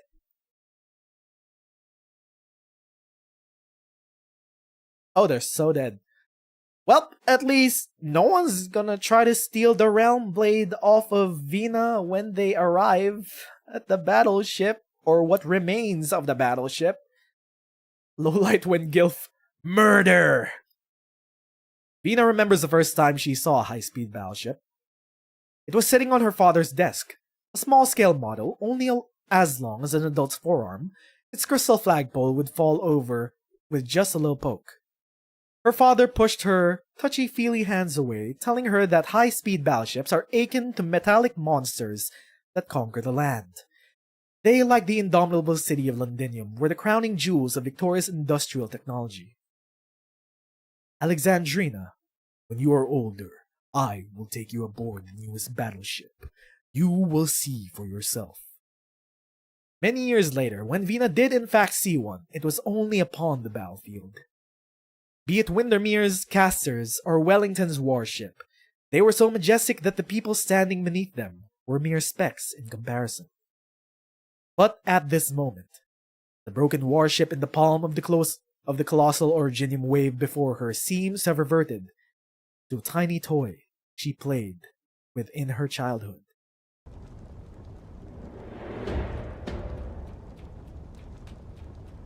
That Originium wave crushed the Glorious into pieces. My eardrums are still aching. The sound of the warship being destroyed. I doubt there's anyone nearby who didn't hear it. The dude driving that thing is dead. Just like that. Hey, Dagda, you'd better not shit yourself. You're the one whose hands are shaking. Humph. You've been quiet this whole time, Dagda. What's on your mind? They made an example of the Duke of Castor at this critical juncture. The Sarkaz's intentions are all too clear. What might that be? A warning? No, it's a message. A message that the Sarkaz are about to launch an all-out attack. Inform all our comrades and prepare for the next assault. The Duke of Castor's not dead. Oh. Horn! Our morale's completely shot right now. That was quite the commotion right now. Nobody's ever seen anything like that, including us. But the captain's already sent a bunch of old vets to tag along with you and calm down the fresh greens. It looks like it's been working out. Bagpipe, don't hold them to our standards. Even if you're just doing it subconsciously. The exemplars just happen to be a particularly special case. Aye, got it, Captain. Horn, you just said that the Duke of Castor is still alive? You seem quite certain about that. Take a look. The muzzles on the glorious cannons have been locked on since the very beginning. Huh? There might be countless criticisms about Victoria's Grand Dukes, but holding that position for decades is no easy feat. Since the Glorious has not ceased its resistance, that means the Duke of Castor has not perished. Holy fuck, that's so metal! The battleship is all but destroyed, but the cannons are still locked on to target! As for the actual situation, maybe that's something a Trilby Asher can clear up for us. He left the moment the Glorious started to run into trouble. He might be in the vicinity trying to get into contact with the Glorious and to find out what's actually going on. Nope, he was inside the ship. But from what he told us, the stone of the sword we're looking for is also right there. Siege, what's our next move? We've just heard back from the outpost. The Glorious has been completely surrounded by the Royal Court's blitz attack, and the Duke of Wellington has suddenly withdrawn its forces. The situation in the surrounding areas has rapidly deteriorated. Vina, I'm afraid that we'll have to halt our march at once. Ooh. What? We end off there? Shit. We end off there. Okay. Am I gonna push for it? It's already been almost 4 hours. I think we're stopping there. We're gonna leave it at a cliffhanger. Fuck it. We're gonna start off the next stream with a bang. We're gonna grab the stone of the sword and then cleave the catastrophe in twine next time. We're gonna leave it off at a cliffhanger. We're in the middle of the war now. Things are coming to a head. 4 hours left in our timeline. Will we make it? I guess we'll find out. Anyway, that will be that for now, friendos. My voice is shot. I'm beginning to develop a cold. And I think I'm good for today. Thank you to everyone that stopped by, chilled out in chat, watched us react and read through Chapter 14, 5 to 9 of Absolved will be speakers. We will be back on Saturday for either some more gameplay when the 8 stages come out or the continuation. But either way, we're also streaming on Sunday for story. So there's that. Thanks everyone to stop by. Use this as second monitor content. Thank you for calling me for the $20 super chat. That's gonna get me a McDonald's. And then some. But that will be that. Once again, my name is Nez, and thanks for watching. I'm gonna see you guys this weekend for 8 stages and some more story. Bye-bye, friendos.